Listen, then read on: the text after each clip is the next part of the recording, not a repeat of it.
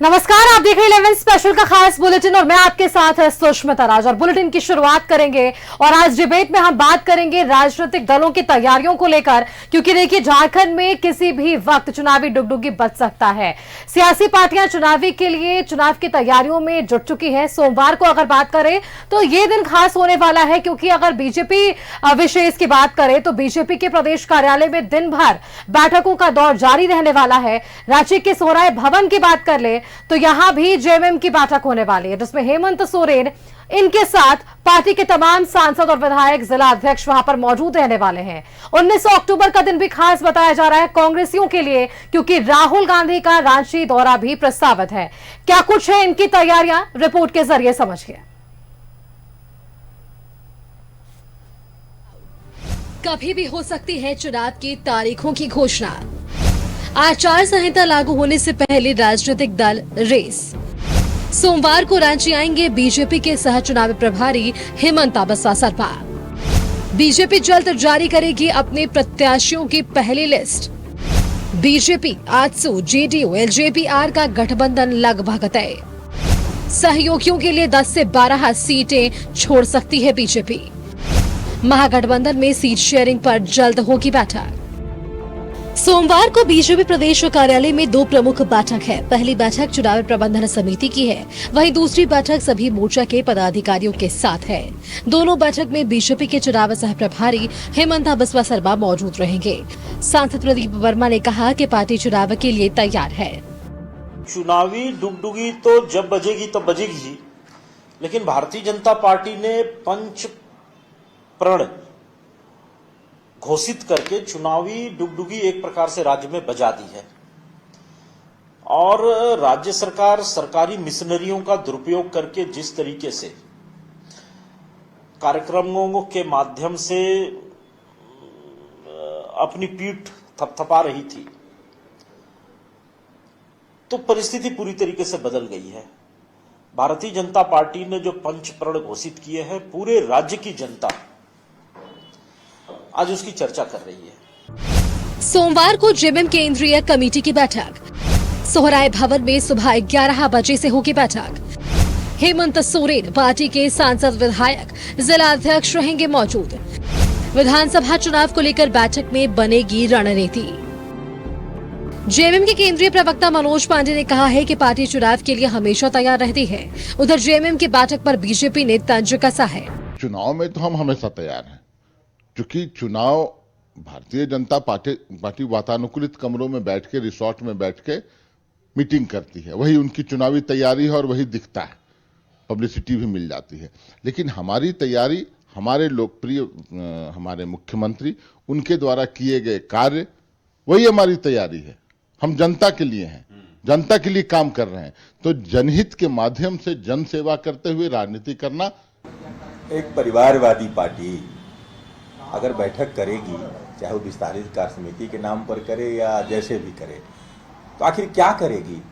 एक परिवार के मजबूती की चिंता करेगी। उससे ज्यादा तो उसको कुछ नहीं करना है। राज्य की मजबूती की अगर चिंता करनी होती तो 5 साल पड़े हुए थे उनके पास, पूरी तरह से मजबूत सरकार थी उनके हाथ में। लेकिन क्या हुआ सबको पता है। 19 अक्टूबर को राहुल गांधी का रांची दौरा प्रस्तावित। गैर राजनीतिक कार्यक्रम में शामिल होंगे राहुल गांधी। राहुल गांधी के रांची दौरे को लेकर कांग्रेस के नेता उत्साहित हैं। मंत्री रामेश्वर उरांव और पूर्व केंद्रीय मंत्री सुबोध कांत सहाय ने कहा कि जिस विषय को चुनकर उन्होंने रांची आने का फैसला लिया है, वह आज के दिन में काफी संवेदनशील है। झारखंड स्वागत करेगा उनका। अब संविधान सभा के लिए आ रहे हैं, वो संविधान सभा बोलेंगे, वो संविधान को कैसे बचाना है। संविधान में जो चीजें लिखी हुई हैं, जैसे मौलिक अधिकार लिखे हुए हैं, आरक्षण लिखा हुआ है, सब की रक्षा संविधान की रक्षा से ही हो पाएगी। तो हम स्वागत करते हैं राहुल जी का। जो लोग संविधान से सुरक्षित है, जो उनसे प्रोटेक्टेड है, वैसे तमाम लोगों के साथ वो मिलना चाहते हैं और एनजीओ के लोगों ने उनको बुलाने का प्रयास किया है। कुछ ऐसा ही है। त्योहार की खुमारी खत्म होते ही सोमवार से सियासी पार्टियां मिशन झारखंड में जुट जाएंगी। पार्टी के दफ्तरों में ताबड़तोड़ बैठकों का दौर जारी रहेगा। सीट शेयरिंग, प्रत्याशियों का चयन, चुनावी एजेंडों पर मंथन होगा। Bureau report, news 11 Bharat.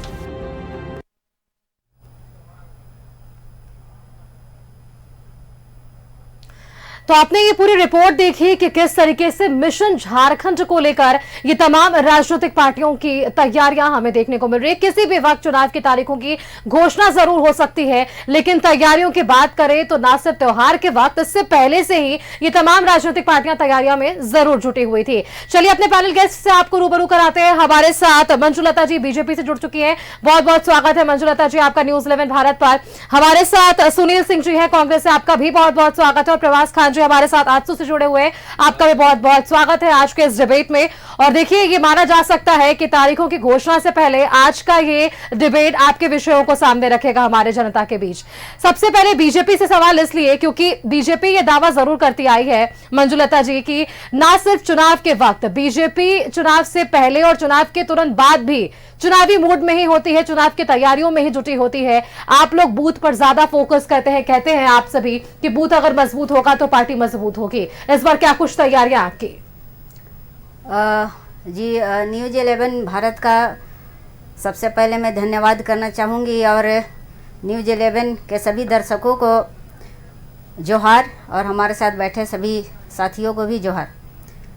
जी, भारतीय जनता पार्टी हमेशा चुनाव के लिए तैयार रहती है और जैसा कि बूथ जीतो और चुनाव जीतो, हमारा जो पार्टी है वो एक ऐसी संरचना, एक ऐसी ढांचा बनी हुई है जहाँ पे बूथ स्तर तक के कार्यकर्ता यहाँ पे बनाए जाते हैं और बूथ पे हमारा ज़्यादा फोकस होता है। और जहाँ तक चुनावी तैयारियों की बात है तो चुनावी तैयारियाँ हमारी पहले से तय है, क्योंकि हमारा जो संरचना, पार्टी का संरचना है और हमारी पार्टी कार्यकर्ताओं की पार्टी है, कोई परिवारवादी पार्टी है नहीं, कार्यकर्ताओं की पार्टी है। तो सभी कार्यकर्ता बूथ से लेके प्रदेश स्तर तक की ऐसी ढांचा और संरचना बनी हुई है जो हमेशा सालों भर संगठन को मजबूत करने के साथ साथ संगठन की जितने भी चीजें होती है उसको प्रचारित प्रसारित करने के साथ साथ बूथ को मजबूत करने पे सबसे ज़्यादा फोकस करती है। और हमारा बूथ पहले से मजबूत है और इस बार बूथ पे महिलाओं को भी रखा गया है, प्रत्येक बूथ पर 2-2 महिलाओं को रखा जा रहा है। तो हमारी ये जो चुनावी रणनीतियां हैं, ये रणनीतियां एक बहुत ही मजबूत और चुनावी रणनीति की क्योंकि आपने बात की है मंजुलता जी और आपने महिलाओं की बात की है, तो गोगो दीदी योजना का जिक्र तो मैं यहाँ पर जरूर करूंगी, क्योंकि इधर जब महिला सम्मान योजना की बात आई, मैया सम्मान योजना की बात आई, तो इस तरफ गोगो दीदी योजना का भी जिक्र जरूर ये आ गया सामने। इधर 1100 अगर सामने आए तो 2100 रुपए का भी जो कह सकते हैं सम्मान आपने कहा है कि महिलाओं को मिलेगा। इस पर क्या कुछ बीजेपी की क्या कह सकते हैं, ये रणनीति है चुनाव को लेकर? जी देखिए, भारतीय जनता पार्टी महिलाओं को हमेशा सम्मान करती है और भारतीय जनता पार्टी में ही महिलाओं को सबसे ज़्यादा सम्मान देने का काम किया जाता है। अगर आप केंद्र सरकार को देखें तो 2014 में जब से हमारी मोदी जी के नेतृत्व में सरकार आई है, लगातार महिलाओं को सम्मान देने के साथ साथ शौचालय, आपको उज्ज्वला गैस योजना, कोरोना के समय उनके खातों में 500 रुपया, फिर जनधन योजना महिलाओं के लिए जो कि आज तक उन्होंने ना बैंक का खाता देखा था, ना एटीएम कार्ड कैसा होता है वो तक नहीं देखा था, लेकिन जनधन योजना के तहत तमाम महिलाओं के खाते खुले गए। इसी तरह गोगो दीदी योजना झारखंड में हमारे राज्य के दीदियों को सम्मान देने के लिए भारतीय जनता पार्टी ने ये घोषणा किया है कि भारतीय जनता पार्टी की सरकार आती है तो सभी दीदियों को प्रत्येक वर्तमान सरकार महिलाओं को सम्मान नहीं दे रही है मंजुलता जी?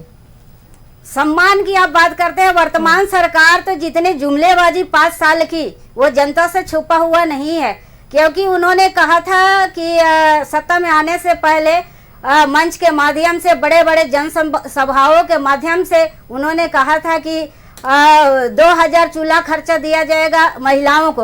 वो 2000 चूल्हा खर्चे की जो बात की थी कि आज तक वर्तमान सरकार ने दी, उसी 2000 जो उनका हक था उसी 2000 को बदलकर चुनाव का 1-2 महीना पूर्व मैया सम्मान योजना देकर हमारी बहन बेटियों को और दीदियों को ठगने का काम। चलिए इसका जवाब ले लेते हैं। सुनील सिंह जी, पहला सवाल आपसे कि सबसे पहले तो देखिए चुनाव है और चुनाव की तैयारियों पर आपने सुना कि बीजेपी बता रही है कि बूथ स्तर पर इनका काम हो रहा है, कांग्रेस की क्या कुछ तैयारियां हैं, ये इस आपका जवाब दीजिएगा। और इसके साथ साथ जिस तरीके से बीजेपी ने आप पर यह आरोप लगाया है कि जुमलेबाजी की आपकी सरकार है, महिलाओं को आपने सम्मान नहीं दिया, आपने जो वादे किए वो वादे पूरे नहीं किए, जिसके साथ इस बार आप चुनाव लड़ने वाले हैं।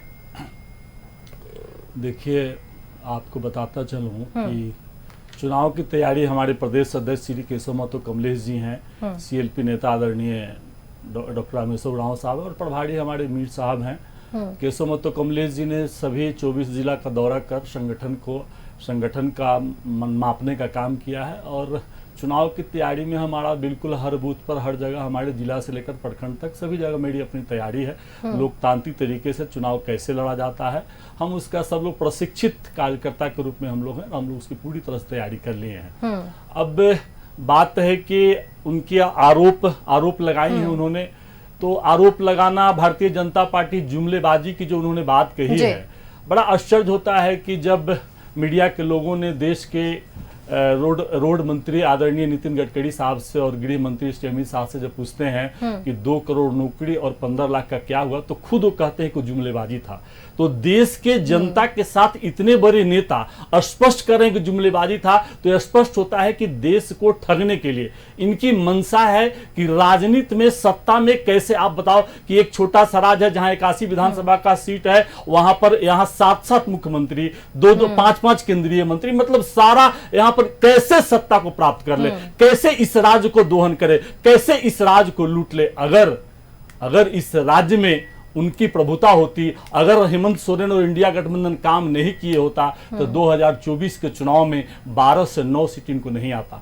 इनको 5 आदिवासी रिजर्व सीट जो झारखंड की है, उस पर इन्होंने बुरी तरह से मात खाया। झारखंड में 2019 से 2024 तक 7 उपचुनाव हुए, जिसमें 1 में रामगढ़ में इनकी जीत हुई, 6 पर इंडिया गठबंधन की जीत हुआ। तो ये स्पष्ट होता है कि इंडिया गठबंधन की सरकार हेमंत सोरेन के नेतृत्व में कोरोना काल जनता का मूड समझ पा रहे हैं आप इन परिणामों के साथ। बिल्कुल मैं उसी पर आ रहा हूं कि 33% आरक्षण महिलाओं को कांग्रेस पार्टी ने देने का, लेकिन बीजेपी तो कह रही है कि आपने वादा पूरा ही नहीं किया, तो फिर किस तरह से ये कॉन्फिडेंस? बीजेपी तो कोई वादा ही, नौकरी का वादा था, बीजेपी एक वादा चूल्हा खर्चा देने का वादा था। आप बताइए, मोदी जी, फिर आपने कहा कि महिलाओं को सम्मान राशि दी जाएगी, और चुनाव से 2 महीने पहले मैं आपको वही तो बता रहा हूं कि आप देखिए 3-5 साल के कार्यकाल में 3 साल कोरोना में गुजर गया। सारी सरकार, सारे लोगों ने कैसे कोरोना से लोगों को बचाया जाए, इस राज्य को बचाया जाए, उसमें लोग लगा रहा। उसके बाद में जब काम करने का मौका आया तो 4 लाख किसानों का 400 करोड़ रुपया माफ किया गया।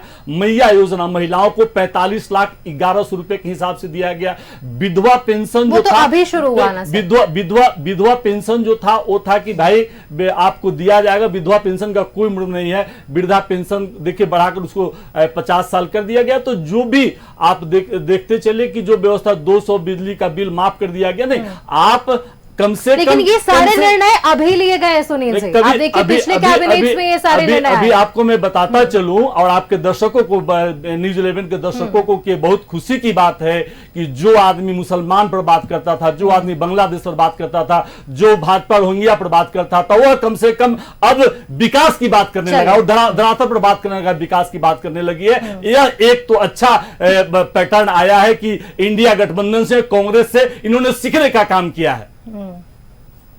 चलिए, सीख रहे हैं। आजसू भी साथ है बीजेपी के, तो प्रवास खान जी से इसका जवाब ले लेते हैं। आप लोगों पर यह आरोप पहले भी लगा है कि क्या बीजेपी या एनडीए डर गई है INDIA से, इस वजह से साथ साथ मुख्यमंत्री को यहां लाया जा रहा है। हेमंत बिस्वा शर्मा का लगातार झारखंड दौरा हो रहा है। प्रवास से धन्यवाद। देखिए, झारखंड की जनता बीते जो ये 5 साल अब गुजरने वाला है, 5 साल में बहुत अच्छी तरह से जान गई है कि आपको काम और व्यक्तिगत स्वार्थ में फर्क दिखता है, जो झारखंड की जनता ने देख लिया है।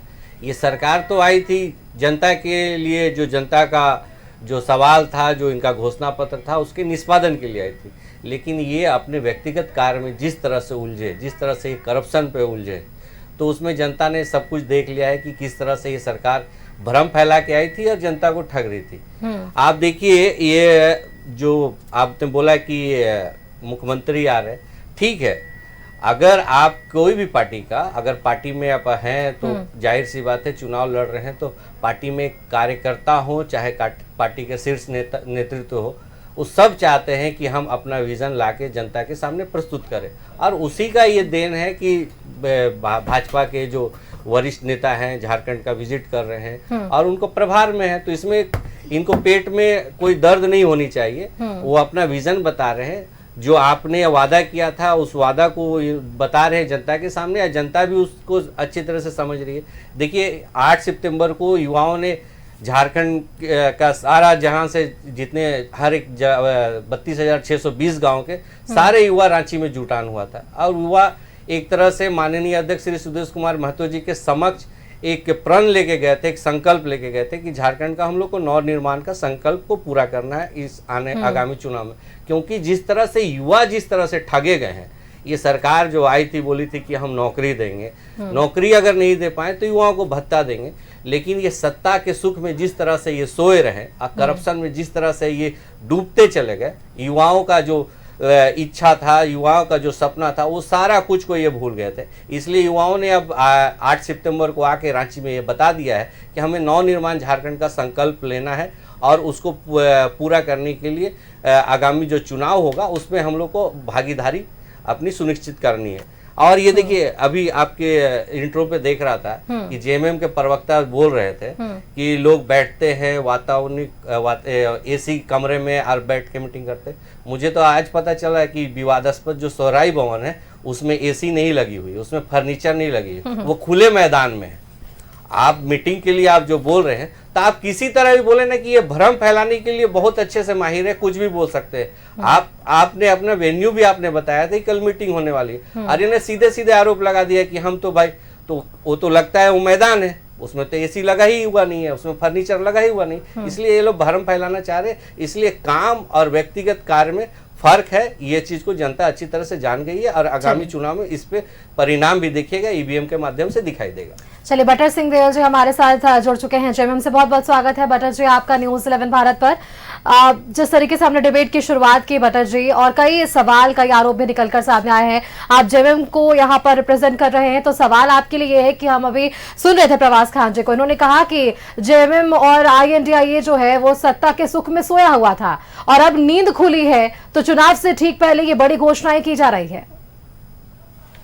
धन्यवाद मुझे बुलाने के लिए। सबसे पहले मैं सारे दर्शकों को और आपको भी नवरात्रि और दशहरा पार हुआ उसकी बहुत बहुत शुभकामनाएं देता हूं और आशा करता हूं कि हमारे बीच में जो रावण रूपी भ्रष्टाचार, सांप्रदायिकता, तानाशाही, दुराचार, झूठी खबरों का व्यापार और मतलब जिसको कहते हैं इनइक्वालिटी, डिस्पैरिटी और विभाजन वाली पॉलिटिक्स ना हो। आगे एक भगवान सबको सुबुद्धि दे, ईश्वर सबको सुबुद्धि दे और हम एक अच्छे भविष्य की ओर बढ़े, यही मेरी कामना है आने वाले साल में। और जहां तक देखिए पिछले 15-20 डिबेट से मैं देख रहा हूं प्रवास जी की सुई यहीं अटकी हुई है, बट एक बार भी उन्होंने अपने घटक दलों से ये नहीं पूछा। केंद्र में पिछले 10 सालों से ये सपोर्ट करते आ रहे हैं, एनडीए के फोल्डर में है, और एक बार भी मोदी जी पे नहीं प्रश्न किया कि आपके वादे क्या हुए मोदी जी। अब फिर ये बोलेंगे कि हम तो झारखंड में झारखंड की बात करते हैं, तो आप नेशनल लेवल पे एनडीए फोल्डर से बाहर हो जाइए, झारखंड में अपनी राजनीति कीजिए, आप हमसे सवाल कीजिए, हम जनता के बीच में उसका जवाब देंगे। वही कर और देखिए कभी भी इन जनता की भलाई करने का ऑपरच्यून टाइम तो हमने बीजेपी से ही सीखा है, जो देखती है कि कब हमको फायदा हो सकता है। जब हम तो आपको भी लगा कि यहाँ अभी ये निर्णय लेंगे तो फायदा मिलेगा? ऑपरच्यून टाइम और इनऑपरच्यून टाइम नहीं, जब हमारे ये सोच में आया, दिमाग में आया, सब बैठे कि ये अच्छा हो सकता है, ऐसे करें तो अच्छा हो सकता है, तो हमने किया। यही आरोप तो लग रहा है बटर जी कि ये पहले क्यों नहीं सोचा गया जनता के लिए? देखिए बात वही है ना कि ये मतलब पिक एंड चूज क्यों। तो महाराष्ट्र में जब यही योजना आई तब फिर वहां तो बीजेपी की सरकार है, तो प्रवास जी ने तो एक बार भी नहीं पूछा। दूसरे स्टेट्स में हो रहा है तो वहां पर ये नहीं पूछेंगे, खाली झारखंड के लिए पूछेंगे। हम जनता को जवाब देंगे, जनता हमसे पूछे ना। देखिए जनता का जो प्यार है आज के दिन में हेमंत जी के लिए, तो एक फराज का शेर है, और फराज चाहिए कितनी मोहब्बतें तुझे, माओ ने तेरे नाम पर बच्चों का नाम रख दिया। तो हेमंत जी की जो लोकप्रियता है ये इस शेर से दर्शाती है कि झारखंड के लोगों के दिलों में आज हेमंत जी बस रहे हैं। और मुझे नहीं लगता कि ये टाइम का क्वेश्चन उनके दिल में है, ये क्योंकि इनके पास और कोई क्वेश्चन है नहीं, तो ये बार बार टाइम का क्वेश्चन उठा रहे हैं। तो जनता हमसे पूछेगी तो हम जनता को माकूल जवाब देंगे, बताएंगे उनको कि क्या हमारी मजबूरियां थी, क्यों हम पहले नहीं ला सके। और एक आरोप आप लोगों पर और लगा है छात्रों के भविष्य के साथ खिलवाड़ करने का, बांग्लादेशी घुसपैठियों का। आपने सुना होगा लगातार पिछले कई दिनों से ये मसले निकलकर सामने आ रहे हैं, क्योंकि आप यहाँ पर आज जुड़े हैं। छात्रों का विषय भी देखिए पुराना है बटर जी, ये कोई नया मामला नहीं था जब पेपर लीक हुआ और छात्रों में, अभ्यर्थियों में आक्रोश हमें देखने को मिला। देखिए ये तो कहीं से ये नहीं है कि छात्रों का जो भविष्य, देश के भविष्य ही छात्र हैं। यंग यूथ जो होता है वो देश का भविष्य होता है। जो बुजुर्ग होते हैं या जो एक 30-40 की उम्र के बाद आ जाते हैं, उन्होंने अपनी जिंदगी ऑलमोस्ट जी ली होती है, तो आगे हमारा देश का भविष्य इन्हीं के कंधों पे है। और आप कंपेयर कीजिए कि जो पिछली सरकार थी जिसमें एनडीए फोल्डर में ये भी थे, मतलब एक तरह से आजसू और बीजेपी की सरकार थी, उसमें तो एक भी एग्जाम नहीं हो पाया, सिर चढ़ा ही नहीं। हमने तो एग्जाम भी किए, हमने तो नौकरियां भी बांटी, हमने जेपीएससी कराया। और देखिए क्यों बार बार एक चुनिंदा फोर्स, मुझे कोई शक नहीं, मैं जिस सोशल मीडिया की ये बात करते हैं, फेसबुक की ये बात करते हैं, उस फेसबुक में तो ये भी थ्योरी चल रही है कि जिनके द्वारा ये क्वेश्चंस उठाए जा रहे हैं वो बीजेपी के एजेंट है, पेड है उनके। और छात्र नहीं उठा रहे, छात्र के टीचर उठा रहे। सबसे बड़ी बात है कि जो मोदी जी से मिले भी उसमें 2 टीचर्स थे, और वो हमने ये भी वीडियो देखा, आप ही के चैनल पे देखा कि अपने बाबूलाल मरांडी जी को वो बता रहे हैं कि ना आप ऐसे क्वेश्चन मत पूछिए, आप ऐसे क्वेश्चन पूछिए। देखिए एग्जाम हुआ है, इसकी जांच चल रही है, और एवरीबडी इज फ्री, आप कोर्ट जा सकते हैं। लॉ एंड ऑर्डर में मतलब देश में कानून का राज है, कानून कोर्ट कभी भी हस्तक्षेप कर सकता है। बट ये चाहते नहीं है कि अब तो मुझे लगता है कि आने वाले हफ्ते में आचार संहिता ही लग जाएगी। और सबसे इंपॉर्टेंट देखिए, मैं बार बार जो क्वेश्चन पूछता हूं कि नॉन पार्टीसन इलेक्शन होते हैं, हमने इलेक्शन कमीशन से पूछा, आज तक एक स्मॉल प्रेस नोट पे क्लेरिफिकेशन नहीं आया इंडिया की इलेक्शन कमीशन का कि जो बीजेपी पैनल कर रही थी वो सही है कि गलत है। और आप कल से देखिएगा, जैसे ही इलेक्शन कमीशन अपना चुनाव का ये ऐलान करेगी, उसके बाद से बोलेगी ना ना ना ये तो गलत था। तो they are allowing BJP to, मतलब जितना भी फेयर, मतलब उनको जिसको कहते हैं कि जितना भी ढील दी जा सकती है वो बीजेपी को दे रही है, क्योंकि वो देख रही है कि बीजेपी और एनडीए की कहीं ना कहीं पकड़ जो है झारखंड में बहुत मजबूत है। और उनको एक तीसरा, जैसे इलेक्शंस में चल ही रहा है कि जो वोट परसेंटेज की बात होती है, तो आजकल एक पार्टीज के अलावा एक इलेक्शन कमीशन का भी वोट परसेंटेज जुड़ता है। हरियाणा में देखा कि 14 लाख वोट जुड़ गए। तो एक ये मतलब आउटसाइड पार्टी है जो सत्ता वाली पार्टी को अपने वोट शेयर दे देती है, जिसके कारण उनकी सरकारें बनती हैं। हमने 2024 के लोकसभा इलेक्शन में भी देखा कि 4 करोड़ 97 लाख वोट्स ऐड किए इलेक्शन कमीशन ने, कि जिस रात को काउंटिंग पूरी हुई वो बोले नहीं नहीं हम काउंट नहीं कर सके, 4 दिन बाद 5 दिन बाद 4 करोड़ 97 लाख पूरे भारत में इलेक्शन कमीशन ने वोट बढ़ा दिए। और ऐसे ऐसे स्टेट्स में बढ़ाए, उड़ीसा में 12.5% वोट बढ़ाए और सबसे ज्यादा सीटें उड़ीसा में आई। ऐसे नहीं 240 पे आके टिकी, ये 160-70 पे जानी थी ये सीटें, बट इलेक्शन कमीशन का साथ इनको रहा और वे केसेस हुए हैं। अब जज साहब, मंजुलता जी, गंभीर आरोप लग रहे हैं आप लोगों पर, आप सुन रही होंगे, इसका जवाब दे दीजिए। जी, बटर जी को मैं धन्यवाद देना चाहूँगी कि कम से कम उन्होंने स्वीकार किया और ये बोला कि झारखंड में भारतीय जनता पार्टी की पकड़ मजबूत है। वो कहीं ना कहीं ये भी कहना चाह रहे हैं कि ये जो गठबंधन वाली सरकार है कांग्रेस और जेएमएम की, उनकी पकड़ अभी ढीली हो गई है और यहाँ झारखंड के जनता जाग चुकी है। तो ये सुनकर अच्छा लगा। और जहाँ तक ये अरनगल आरोप लगा रहे हैं इलेक्शन कमीशन की, तो झारखंड में आपकी सरकार है, तो फिर जिस तरह से अभी खान सर भी बता रहे थे, सीटों की बात कर रहे थे, तो फिर लोकसभा का जो चुनाव हुआ तब तो इलेक्शन कमीशन के इशारों पे Bharatiya Janata party election commission को पॉकेट में रख सकती थी, लेकिन ऐसा हुआ नहीं। उस समय तो ये नहीं बोलेंगे क्योंकि इनकी आदत हो गई है नकल बातें करना, आरोप लगाना। और कांग्रेस प्रवक्ता ने कहा कि कोरोना में 2-3 साल निकल गए। मैं ये बताना चाहूंगी कि कोरोना में 2-3 साल इसलिए निकल गए और उस दौरान कोरोना के समय ये बैठकर घोटाले की रणनीतियां तय कर रहे थे। अब कोरोना जैसे ही खत्म हुआ वैसे ही घोटाले राज्य की जनता के सामने आए।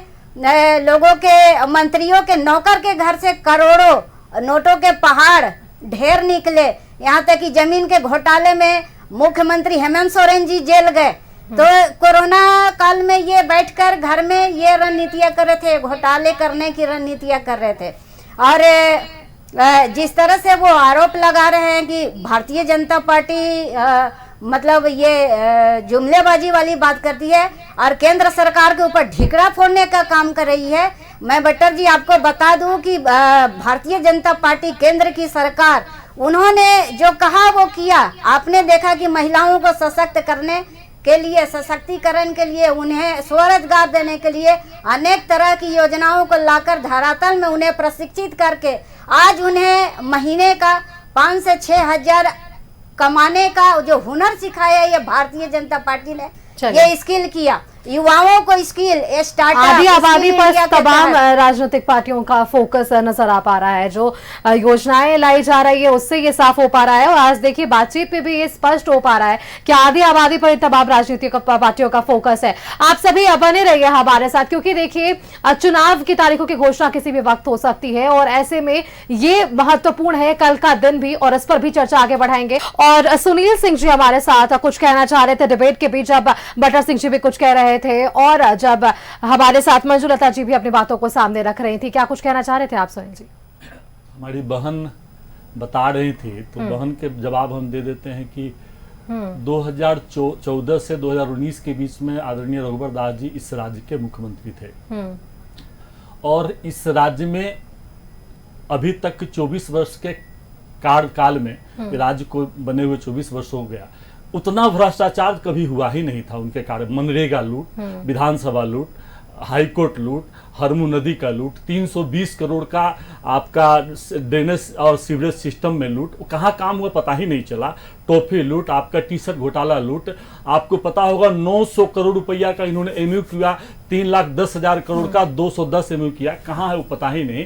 तो इनसे बड़ा लुटेरा, इनसे बड़ा घोटालाबाज कोई भी नहीं है। और जहां भी इनका, मैं तो स्पष्ट कर दिया कि इनका काम ही है लूटना। और हेमंत सोरेन जी पर इन्होंने आरोप लगाया जेल जाने का, तो आपको यह जानकारी बहन होना चाहिए कि हाई कोर्ट ने, सुप्रीम कोर्ट ने सख्त ईडी और सीबीआई पर कड़ा टिप्पणी किया है कि बिना प्रूफ का, शक के आधार पर आप कैसे इस राज्य के मुख्यमंत्री को गिरफ्तार कर लिए। यह स्पष्ट मैं आपको करता चलूं। दूसरा स्पष्ट कर दूं इनको, इस चैनल के माध्यम से झारखंड के सभी दर्शकों को, कि अभी तक 121 लोगों पर रेड हुआ है, जिसमें 115 विपक्ष के नेताओं पर रेड हुआ है। क्या भारतीय जनता पार्टी, तो इसी से कहा जा रहा है कि जितनी भी भारत सरकार की सरकारी एजेंसियां हैं वो आदरणीय मोदी जी, अमित शाह की तोता है और उनके इशारा पर किस तरह से विपक्ष को परेशान किया जाए। आपने सब लोग देखा इस राष्ट्र में कैसे कैसे इनके द्वारा घिनौना हरकत किया गया। लोकतांत्रिक सरकार अरुणाचल प्रदेश का 2015-16 में उसको कैसे अपदस्थ कर दिया जाता है। 14-15 में हरीश रावत की सरकार उत्तराखंड में, उसको कैसे अपदस्थ कर दिया जाता है। फिर सुप्रीम कोर्ट उस पर न्याय देती है, फिर सरकार का बहाली होता है। किस तरह से मध्य प्रदेश में कमलनाथ की सरकार को डिमोलिश किया जाता है। किस तरह से महाराष्ट्र में आप देखी होंगे कि एक लोकतांत्रिक सरकार जिसको जनता ने इंडिया गठबंधन का नाम दिया था, उस सरकार को 2022 में भारतीय जनता पार्टी किस तरह से अपदस्थ करती है। लगातार बिहार में किस तरह से वहां पर के लोगों ने इंडिया गठबंधन को समर्थन दिया था, बहुमत दिया था, और वहां पर भी किस तरह से राजनीति करके लगातार 3 बार वहां पर मुख्यमंत्री बदला गया आप 4 साल के कार्यकाल में। तो इनका चाल और चरित्र, इनके कथनी और करने में हमेशा फर्क होता है। और सिर्फ सत्ता कैसे हासिल करना है, इनसे अच्छा ट्रेनिंग इनके कार्यकर्ता भी, इनके नेता भी सभी वेल ट्रेंड होते हैं कैसे सत्ता हासिल करना है। और किसी भी वादा का मतलब क्या होता है, आप बताइए कि अगर मोदी जी ऐसा नहीं कहा हो सुशीला जी कि 302 उनके सांसद थे 2019 में। उन्होंने कहा था कि हमारे हर सांसद एक स्मार्ट विलेज बनाएंगे। देश में कहीं भी स्मार्ट विलेज है आप अपने चैनल पर दिखला दीजिए। उन्होंने कहा था कि 100 सिटी स्मार्ट बनाएंगे, कहीं भी देश में एक स्मार्ट सिटी है उसको बता दीजिए। तो इन्होंने कहा 2 करोड़ नौकरियां मिली, तो अभी तक तो 20 करोड़ नौकरियां मिलनी चाहिए थी, कहां 15 लाख रुपया है। तो जो आप देख लीजिए कि मणिपुर पर कोई बात ही नहीं करते हैं, लगातार दंगा, पौने 2 साल हो गया, कोई चर्चा इन्होंने करता है, कहीं पर कोई चर्चा नहीं। उसको मीडिया भी दिखलाने का काम नहीं करती है, बहुत कम आंशिक बातें सामने आ रहा है। तो इन्होंने कभी भी जहां पर इस तरह की बातें होती हैं ये लोग करने का काम नहीं करते हैं और सिर्फ और सिर्फ आरोप लगाने का काम करते हैं। जब उंगलियां उठेगी तो हम भी, आप एक उठाइएगा हम 4 उठाएंगे, कहीं भी उसमें कमी नहीं करेंगे।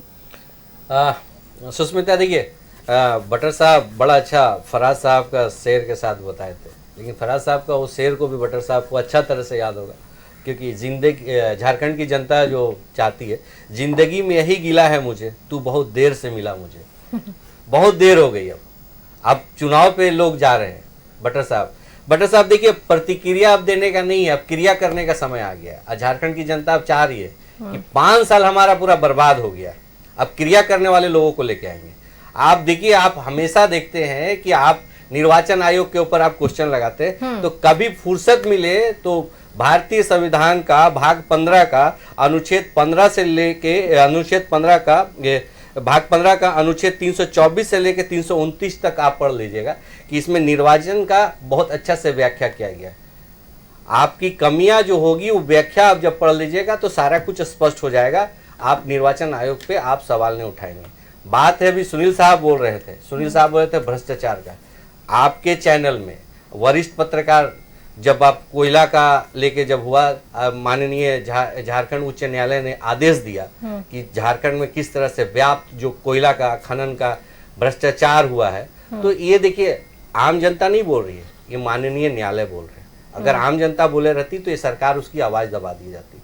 आप बता रहे थे, आप बोल रहे थे सुनील साहब कि सीबीआई के बारे में, तो आपको याद होना चाहिए। और है परवाज जी, हमेशा से ये आरोप लगाए केंद्रीय एजेंसियों का कि आप लोग दुरुपयोग कर रहे हैं, विपक्ष सत्ता पक्ष के वैसे लोगों को परेशान करने की कोशिश हमेशा से रही है आप लोगों की तरफ से। स्मिता, एक चीज बताइए कि आम आदमी या राजनीति करने वाले अगर आरोप लगाते हैं केंद्रीय एजेंसियों पे, तो उसका कितनी महत्वपूर्ण उसकी आरोप है ये स्पष्ट नहीं हो पाता है। लेकिन अगर संवैधानिक पद पे जो माननीय अगर कोर्ट अगर उस पे अगर कुछ व्याख्या करती है तो इस पे जनता भी उसको सर माथे पे लेती है। आप याद कीजिए, जब ये केंद्र एजेंसी के बारे में आप बात कर रहे हैं तो सीबीआई को तोता कब बोला गया था, किसके राज्य में बोला गया था? 2013 में किसकी सरकार थी?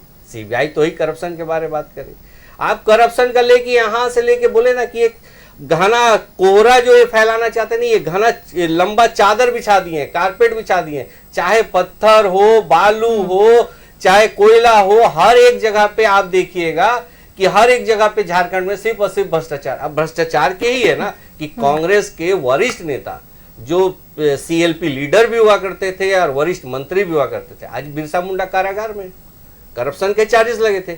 32 करोड़ रुपया कहीं से निकलता है उनके पीए के नौकर के यहां से। आप सोचिए झारखंड में किस तरह से ये व्याप्त रूप से लूटने में व्यस्त है। आप केंद्रीय एजेंसी पे, जब केंद्रीय एजेंसियां सामने मीडिया के सामने कैश सामने रख देती हैं, तो फिर इस पे इस तरह से ये बोल रहे हैं। अब सही बात ये बोल रहे थे कि हम उंगली उठाएंगे, लेकिन उंगली उठाने से पहले 4 उंगली इनके तरफ उड़ जाती है। भाई साहब, आप देखिएगा कि आप हर एक चीज को आप कहीं से घोल मोल करके आप बता सकते हैं। आपके ही घटक दल के घोषणा पत्र पे लिखा हुआ था कि 4 राजधानी देंगे। एक भी राजधानी गिना दीजिए आप भी कि क्या से क्या स्थिति बना।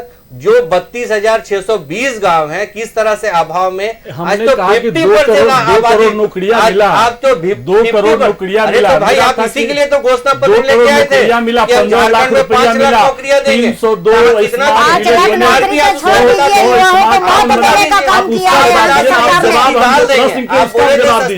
जो प्रश्न जो हमने क्या बना, क्या आपने उस पर काम करने का काम किया। इस तरह से नहीं आप भ्रम फैलाइए। मैं स्पष्ट करिए। चलिए, भ्रम कौन फैला रहा है? देखिए, जनता आप समझदार है। परवाज़ जी, मैं नहीं बोल रहा हूँ, हाँ। आपके घोषणा पत्र से ही मैं क्वेश्चन मैं भी तो आप ही के घोषणा पत्र से बताया कि आपने क्या किया, आपने क्या आप किया, मैं भी कोई बताइए, बताया आप बताइए आपने क्या किया, क्षेत्रीय आपने क्या किया। मैं तो बोला ना कि आप टेनिस के कोर्ट पे खड़ा होकर आप आपको फुटबॉल बटर का साहब ने क्या कहा कि आदरणीय चंद्रकांत चौधरी जी क्यों नहीं विकास की बात करते झारखंड की हैं? बात क्यों छोड़ नहीं के बात करते? आप यही तो बड़े विकास प्रश्न वही हैं। अरे भारत बात में करना करते चाहते हैं। हैं। आप जब कितनी टेनिस बार के कोर्ट पे जनता हैं ने तो आप फुटबॉल सर्वसम्मति की बात से करना चाहते भारतीय हैं। जनता आप पार्टी की टेनिस की सरकार बात को कीजिए ना चुनी है, भाई मोदी साहब। जी को देश चुनी है। की सबसे ये भ्रष्ट समझना विकास बेहद को मुश्किल है देखते हैं, जनता के जनता लिए ने भी, देश की क्योंकि जनता ने देखिए, मोदी जी को चुना है। बीजेपी हो, आजसू हो, कांग्रेस हो, जेएमएम हो, ये तमाम राजनीतिक पार्टी सिर्फ यही कह रही है कि वादा पूरा किसने किया। तो यानी कि जनता को आप सभी मिलकर भ्रमित कर रहे हैं और सिर्फ वोट बैंक की ये राजनीति हो रही है। भ्रमित ये कर रहे हैं, बोले भ्रमित तो होने वाली बात प्रतिक्रिया नहीं है देने की नहीं है, सुष्मिता जी। क्रिया करने की। चलिए, देश बटर सिंह जी, में इसका जवाब दे दीजिए। परवाज़ खान जी बोल रहे हैं प्रतिक्रिया देने का टाइम निकल गया है, अब क्रिया करने का टाइम नहीं है।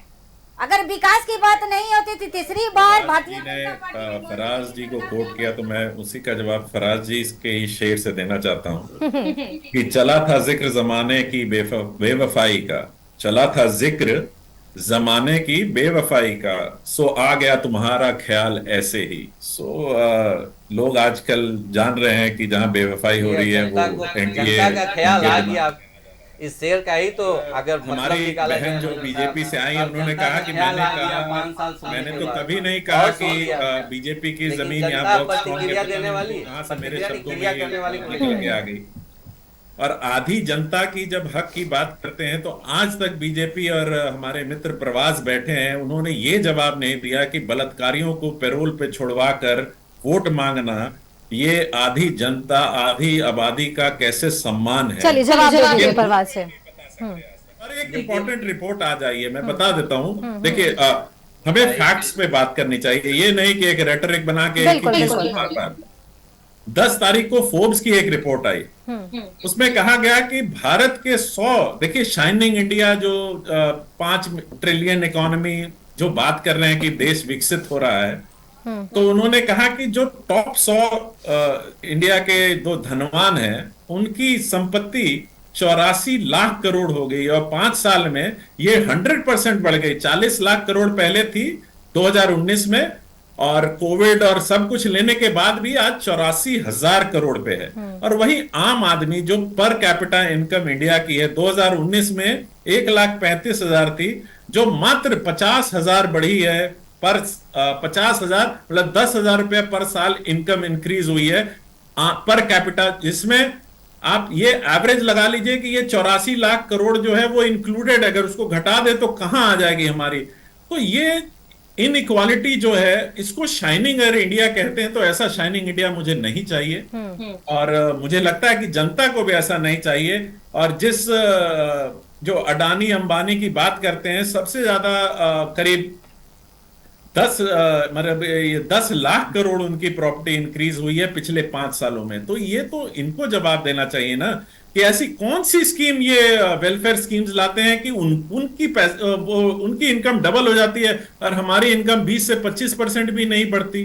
तो ऐसी कौन सी सरकार, केंद्र सरकार वेलफेयर स्कीम चला रही है भाई? ये देश की जनता जानना चाहती है, झारखंड की जनता भी जानना चाहती है। भाई ऐसी स्कीम हमारे लिए भी दे दो, हमें भी डबल हो जाए, 5 साल में डबल हो जाए। तो मैं गारंटी देता हूं जनता तो लिख के स्टैंप पेपर में दे देगी कि अगर हर 5 साल में डबल इनकम कर दें तो वो कभी सरकार से हटेंगे ही नहीं। वो तो नॉन बायोलॉजिकल है, उनको आजीवन ही हम प्रधानमंत्री मान लेंगे। पर गरीबों की करो ना, अपने A1 A2 की मत करो। विकास की बात किया है बटर जी आपने, तो ये आरोप आप लोगों पे भी लग रहे थे। अभी आप सुन रहे होंगे परवाज़ खान जी को, या फिर आप बीजेपी से मंजुलता जी को भी सुन रहे होंगे। इन्होंने तो ये साफ कह दिया है, और इससे पहले भी डिबेट्स में हमेशा से जेएमएम और कांग्रेस पे ये आरोप लगता हुआ जरूर आया है कि जब भी विकास की बात हुई है तो ये स्पष्ट रूप से कहा जाता है कि 3 साल 2 साल हमारा वक्त कोरोना काल में बीता। लेकिन ये आरोप अब नया कि इन कोरोना काल के वक्त के समय आप घोटाले की रणनीति तय कर रहे थे। काल में फिर अंबानी अडानी की कैसे संपत्ति बढ़ रही थी? हम तो कुछ नहीं कर रहे थे। और यही बात ये बोलते हैं कि विकास झारखंड में नहीं हो रहा, तो इनके जीडीपी नंबर जिस स्केल से ये नापते हैं कि पूरा इंडिया का विकास हो रहा है, उस स्केल पे तो झारखंड नंबर टॉप 5 स्टेट्स में है पूरे इंडिया में जीडीपी ग्रोथ पे। तो उसको फिर ये नहीं मानेंगे, उसको बोल देंगे नहीं नहीं ये तो कोयला का है, ये तो ये है वो है। देखिए इनको एक, अगर ठीक है आप एक पैमाना बना लो, हम उस पे आपसे बात करेंगे, उस पैमाने पे बात करेंगे, बट गोल पोस्ट शिफ्ट करना जो आपकी फितरत में है ना, वो गोल पोस्ट शिफ्ट करना बंद कर दो। क्योंकि केंद्र की सरकार की योजनाओं को झारखंड की वर्तमान सरकार रोकने का भी काम किया है। काफिला लुटा क्यों? हमें लुटेरों से, राहजनों से ये नहीं है, हमें ये बता काफिला लुटा क्यों?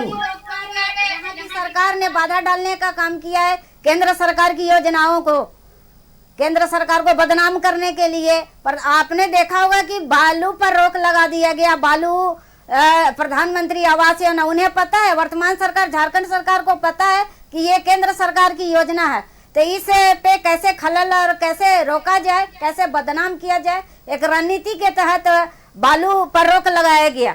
इसका जवाब आप दे सकते हैं। तो एनजीटी ने रोक लगाया, अब नेशनल ग्रीन ट्रिब्यूनल भी हमारे अंडर है। ये तो आज आपने नया इंफॉर्मेशन हमको दिया भाई।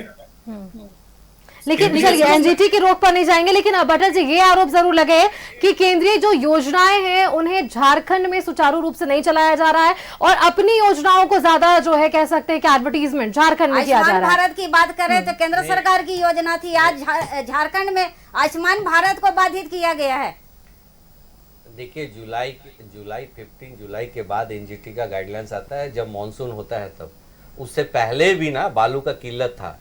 भट्टर साहब ऐसे बोल के नहीं हो सकता है कि आप एनजीटी ने रोक दिया था। बालू की किल्लत थी झारखंड में, झारखंड के लोग जानते हैं। आपके सरकार ने बोला गया था कि हम सस्ते दर पे बालू लेके आएंगे, आप एनजीटी की तरफ से क्यों? आज जुलाई में जब मॉनसून होता है तब एनजीटी का एक गाइडलाइंस आता है, वो भी एक टाइम फ्रेम तक ही रहता है। लेकिन झारखंड में जिस तरह से बालू का क्राइसिस रहा है, बहन सही बोल रही थी कि केंद्र का जो योजना होता था उसे कहीं ना कहीं बाधित करने के लिए इस तरह का ये प्रयोग किया गया कि बालू का आप किल्लत कर देंगे, ताकि जो केंद्र द्वारा सैंक्शन जो गरीबों के लिए आवास का योजना था वो कहीं ना कहीं रुकेगा। काहे इस तरह का अगर चीज रहता तभी आप भरम फैलाने के लिए अबुआ आवास लेके आए। आप एक भी आप फिजिकली अबुआ आवास का एक एग्जांपल दिखा दीजिए कि हम अबुआ आवास कहाँ खड़ा किए हैं। तो इस पे स्पष्ट होना चाहिए। आप जानकारी हुई आपको, अच्छी बात है कि आप इस तरह का चीज बोल के आप पास ऑन कर दिए, लेकिन इसको स्पष्ट करना चाहिए कि जनता के सामने में, क्योंकि आप लाइव टीवी पर हैं। बटर सिंह जी, तो ये हंसी की ये बात है कि अगर हमने बालू बंद किया तो हम तो अपनी, हमारा जो अबुआ आवास योजना है उसी पे कुल्हाड़ी मार रहे हैं, पैरों पे कुल्हाड़ी मार रहे हैं कि भाई आप बालू अगर हम जानबूझ के बंद कर देंगे तो हमारा अबुआ आवास भी नहीं बनेगा। और इनको लग रहा है कि नहीं, इनके प्रधानमंत्री आवास बंद करने के चक्कर में हम इतने बेवकूफ नहीं है कि दूसरों का घर जलाने के लिए अपना घर भी जला ले, है ना। तो हमें और 2 लाख अबुआ आवास का काम शुरू हो चुका है। आप इंतजार कीजिए, जब सब पिक्चर सामने आएगी ना, अभी पिक्चर बाकी है। पिक्चर जब झारखंड में जमीनी हकीकत, आप लोग या तो जमीनी हकीकत से वाकिफ नहीं है या एलिस इन वंडरलैंड में रह रहे हैं। मुझे नहीं पता किस वंडरलैंड में रह रहे हैं, बट जनता जरूर आपको जवाब देगी। आप आंकड़ों पे बात करना जरूर आइए, आंकड़े बात लेके आइए और आप दोनों घोषणा पत्र सामने रख लीजिए। मोदी जी का घोषणा पत्र, हमारे मुख्यमंत्री का घोषणा पत्र, देख लेते हैं किसने कितना क्या क्या किया। अब उसमें देखिए सबसे बड़ा ये ले आएंगे। अच्छा, कितनी भ्रम फैलाती है बीजेपी कि हमने 370 हटा दिया। इनसे पूछिए कि क्या इनको मालूम है 370 क्या है। 370 का एक धारा हटाई है इन्होंने, 370 तो हट ही नहीं सकता। 370 ऐसा प्रावधान है कि उसको कॉन्स्टिट्यूशन से हटाया नहीं जा सकता। इनको इतना जानकारी नहीं, बस खाली बोलेंगे 370 हटा दिया। 370 की एक धारा हटाई गई है। तो ये सब जो जानकारी का अभाव होता है, और कुछ भी आके महिमा मंडन, जिसको मैं कह रहा था ना, नार्सिसिज्म कहते हैं, स्वयं अपने आप को भगवान घोषित करना और उसके बाद उसके फॉलोअर्स। आज देखिए, कल एक कोई जेल में बंद है, लॉरेंस बिश्नोई, वो सोशल मीडिया में, अब देखिए जय श्री राम का नारे को इतना गिरा दिया गया है इनके द्वारा, ऐसी ऐसी जगह में वो जय श्री राम से अपना सोशल मीडिया का हैंडल पोस्ट शुरू कर रहा है। तो आप ये बताइए कि जिस बीजेपी ने राम भगवान को इस स्थिति में ला दिया और अहमदाबाद के जेल में बैठ के अगर वो ऐसा कर रहा है, तो तब हमारी बीजेपी की बहन बैठी हैं, एनडीए के घटक दल वाले बैठे हैं, उंगली उठी क्या बीजेपी सरकार पे कि आपके जेल पे बैठे एक अपराधी ने कैसे इतना कुछ कर लिया और कैसे पूरे देश को धमकी दे रहा है, देश के बड़े बड़े वाले लोगों को पैसा उगाही कर रहा है, ब्लैकमेल कर रहा है? ये नहीं बोलेंगे ना, क्योंकि तो वो तो नॉन बायोलॉजिकल के प्रदेश में जेल में है, वहां तो वो दामाद होगा क्योंकि वो हिंदू। आप देख लीजिए, मैं तो हैरान हूं इस देश के लोगों की अल्प बुद्धि पे। मंजुलता जी, क्या आपके ही लोग तो राम जी को काल्पनिक बता रहे थे, तो फिर अब क्यों इस चीज पर परेशानी है? हमारे गुरु ग्रंथ साहब में तो राम जी, देखिए दो चीजें हैं, राम हमारे गुरु ग्रंथ साहब में भगवान के लिए कहा गया है, और जहां जहां श्री राम की बात आई है उनको रामचंद्र जी कहा गया है ना। तो जो वेदों में लिखा आ रहा है, जो आज ये आस्था की बात है ना, और इस आस्था को आपके लोगों ने तो जय श्री राम बोल के लोगों के दुकानें लूट ली भाई। तो ये कैसा राम राज्य है और ये कैसा राम जी का नाम की इज्जत बढ़ानी हुई? आप ये बैठे हैं हमारे बीजेपी के प्रवक्ता और एनडीए के प्रवक्ता, उनसे बुलवा लीजिए कि लॉरेंस बिश्नोई एक डकैत है, उसको गुजरात सरकार नहीं कंट्रोल कर सकी तो कहां भेज दें, काला पानी भेज दिए या कहीं और भेज दीजिए। उसको बोलिए कि पीओ के लड़के ले आए वापस, या बांग्लादेशी बांग्लादेश में भेज दीजिए भाई, हमारे देश की अस्मिता बचाएगा। तो यही बचा है हमारे देश में।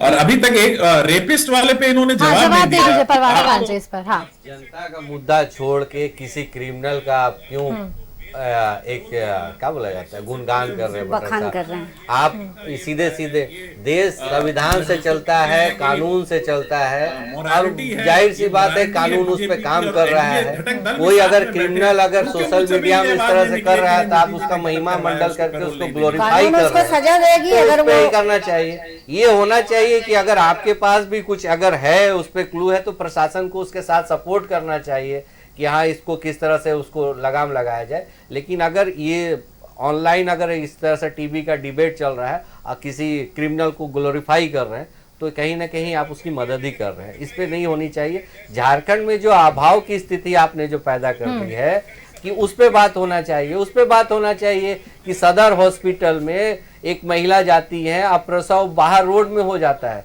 रिम्स में 5-5 महीना से इंतजार कर रहे हैं, न्यूरो विभाग में कॉरिडोर में अटे पड़े हुए हैं। कहाँ है स्वास्थ्य मंत्री ऑपरेशन के इंतजार पे? इस पे बात करना चाहिए। एयर एम्बुलेंस आप लेके आए, कहाँ है एयर एम्बुलेंस? इस पे बात करनी चाहिए। शिक्षा का जिस तरह से स्तर गिरता जा रहा है झारखंड में, उस पे बात करना चाहिए। मंत्री के पीए के नौकर के यहाँ से करोड़ों रुपया निकल रहा है, उस पे बात करना चाहिए। आप इधर उधर क्रिमिनल की बात करके उसको ग्लोरीफाई क्यों कर रहे हैं? आप इस पे बात कीजिए ना कि जो आप जन आकांक्षा को पूरा करने के लिए आप आए थे, वो उपेक्षित क्यों रह गए जनता? इस पे आपको सवाल का जवाब देना चाहिए। ठीक है, एक सडन टाइम होता है टीवी डिबेट पे होना है, लेकिन बात को इधर उधर फैला के भ्रम की स्थिति मत पैदा कीजिए साहब।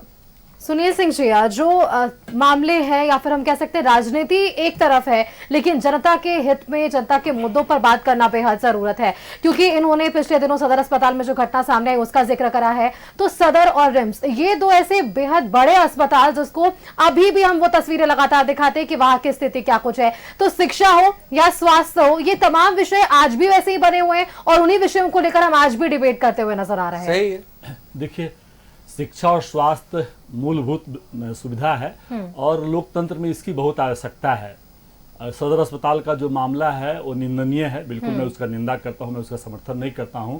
जो फैक्ट है उस फैक्ट पर बात करता हूं।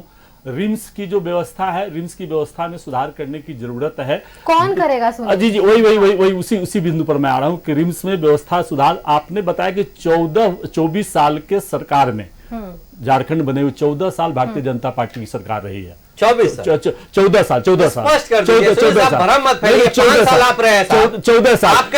साल में आपने क्या किया? 14 साल में आपने क्या किया? 14 साल में आपने क्या किया? 14 साल में आपने क्या किया? रघुवर दास ने 18,000 माध्यमिक विद्यालय बंद करा दिया।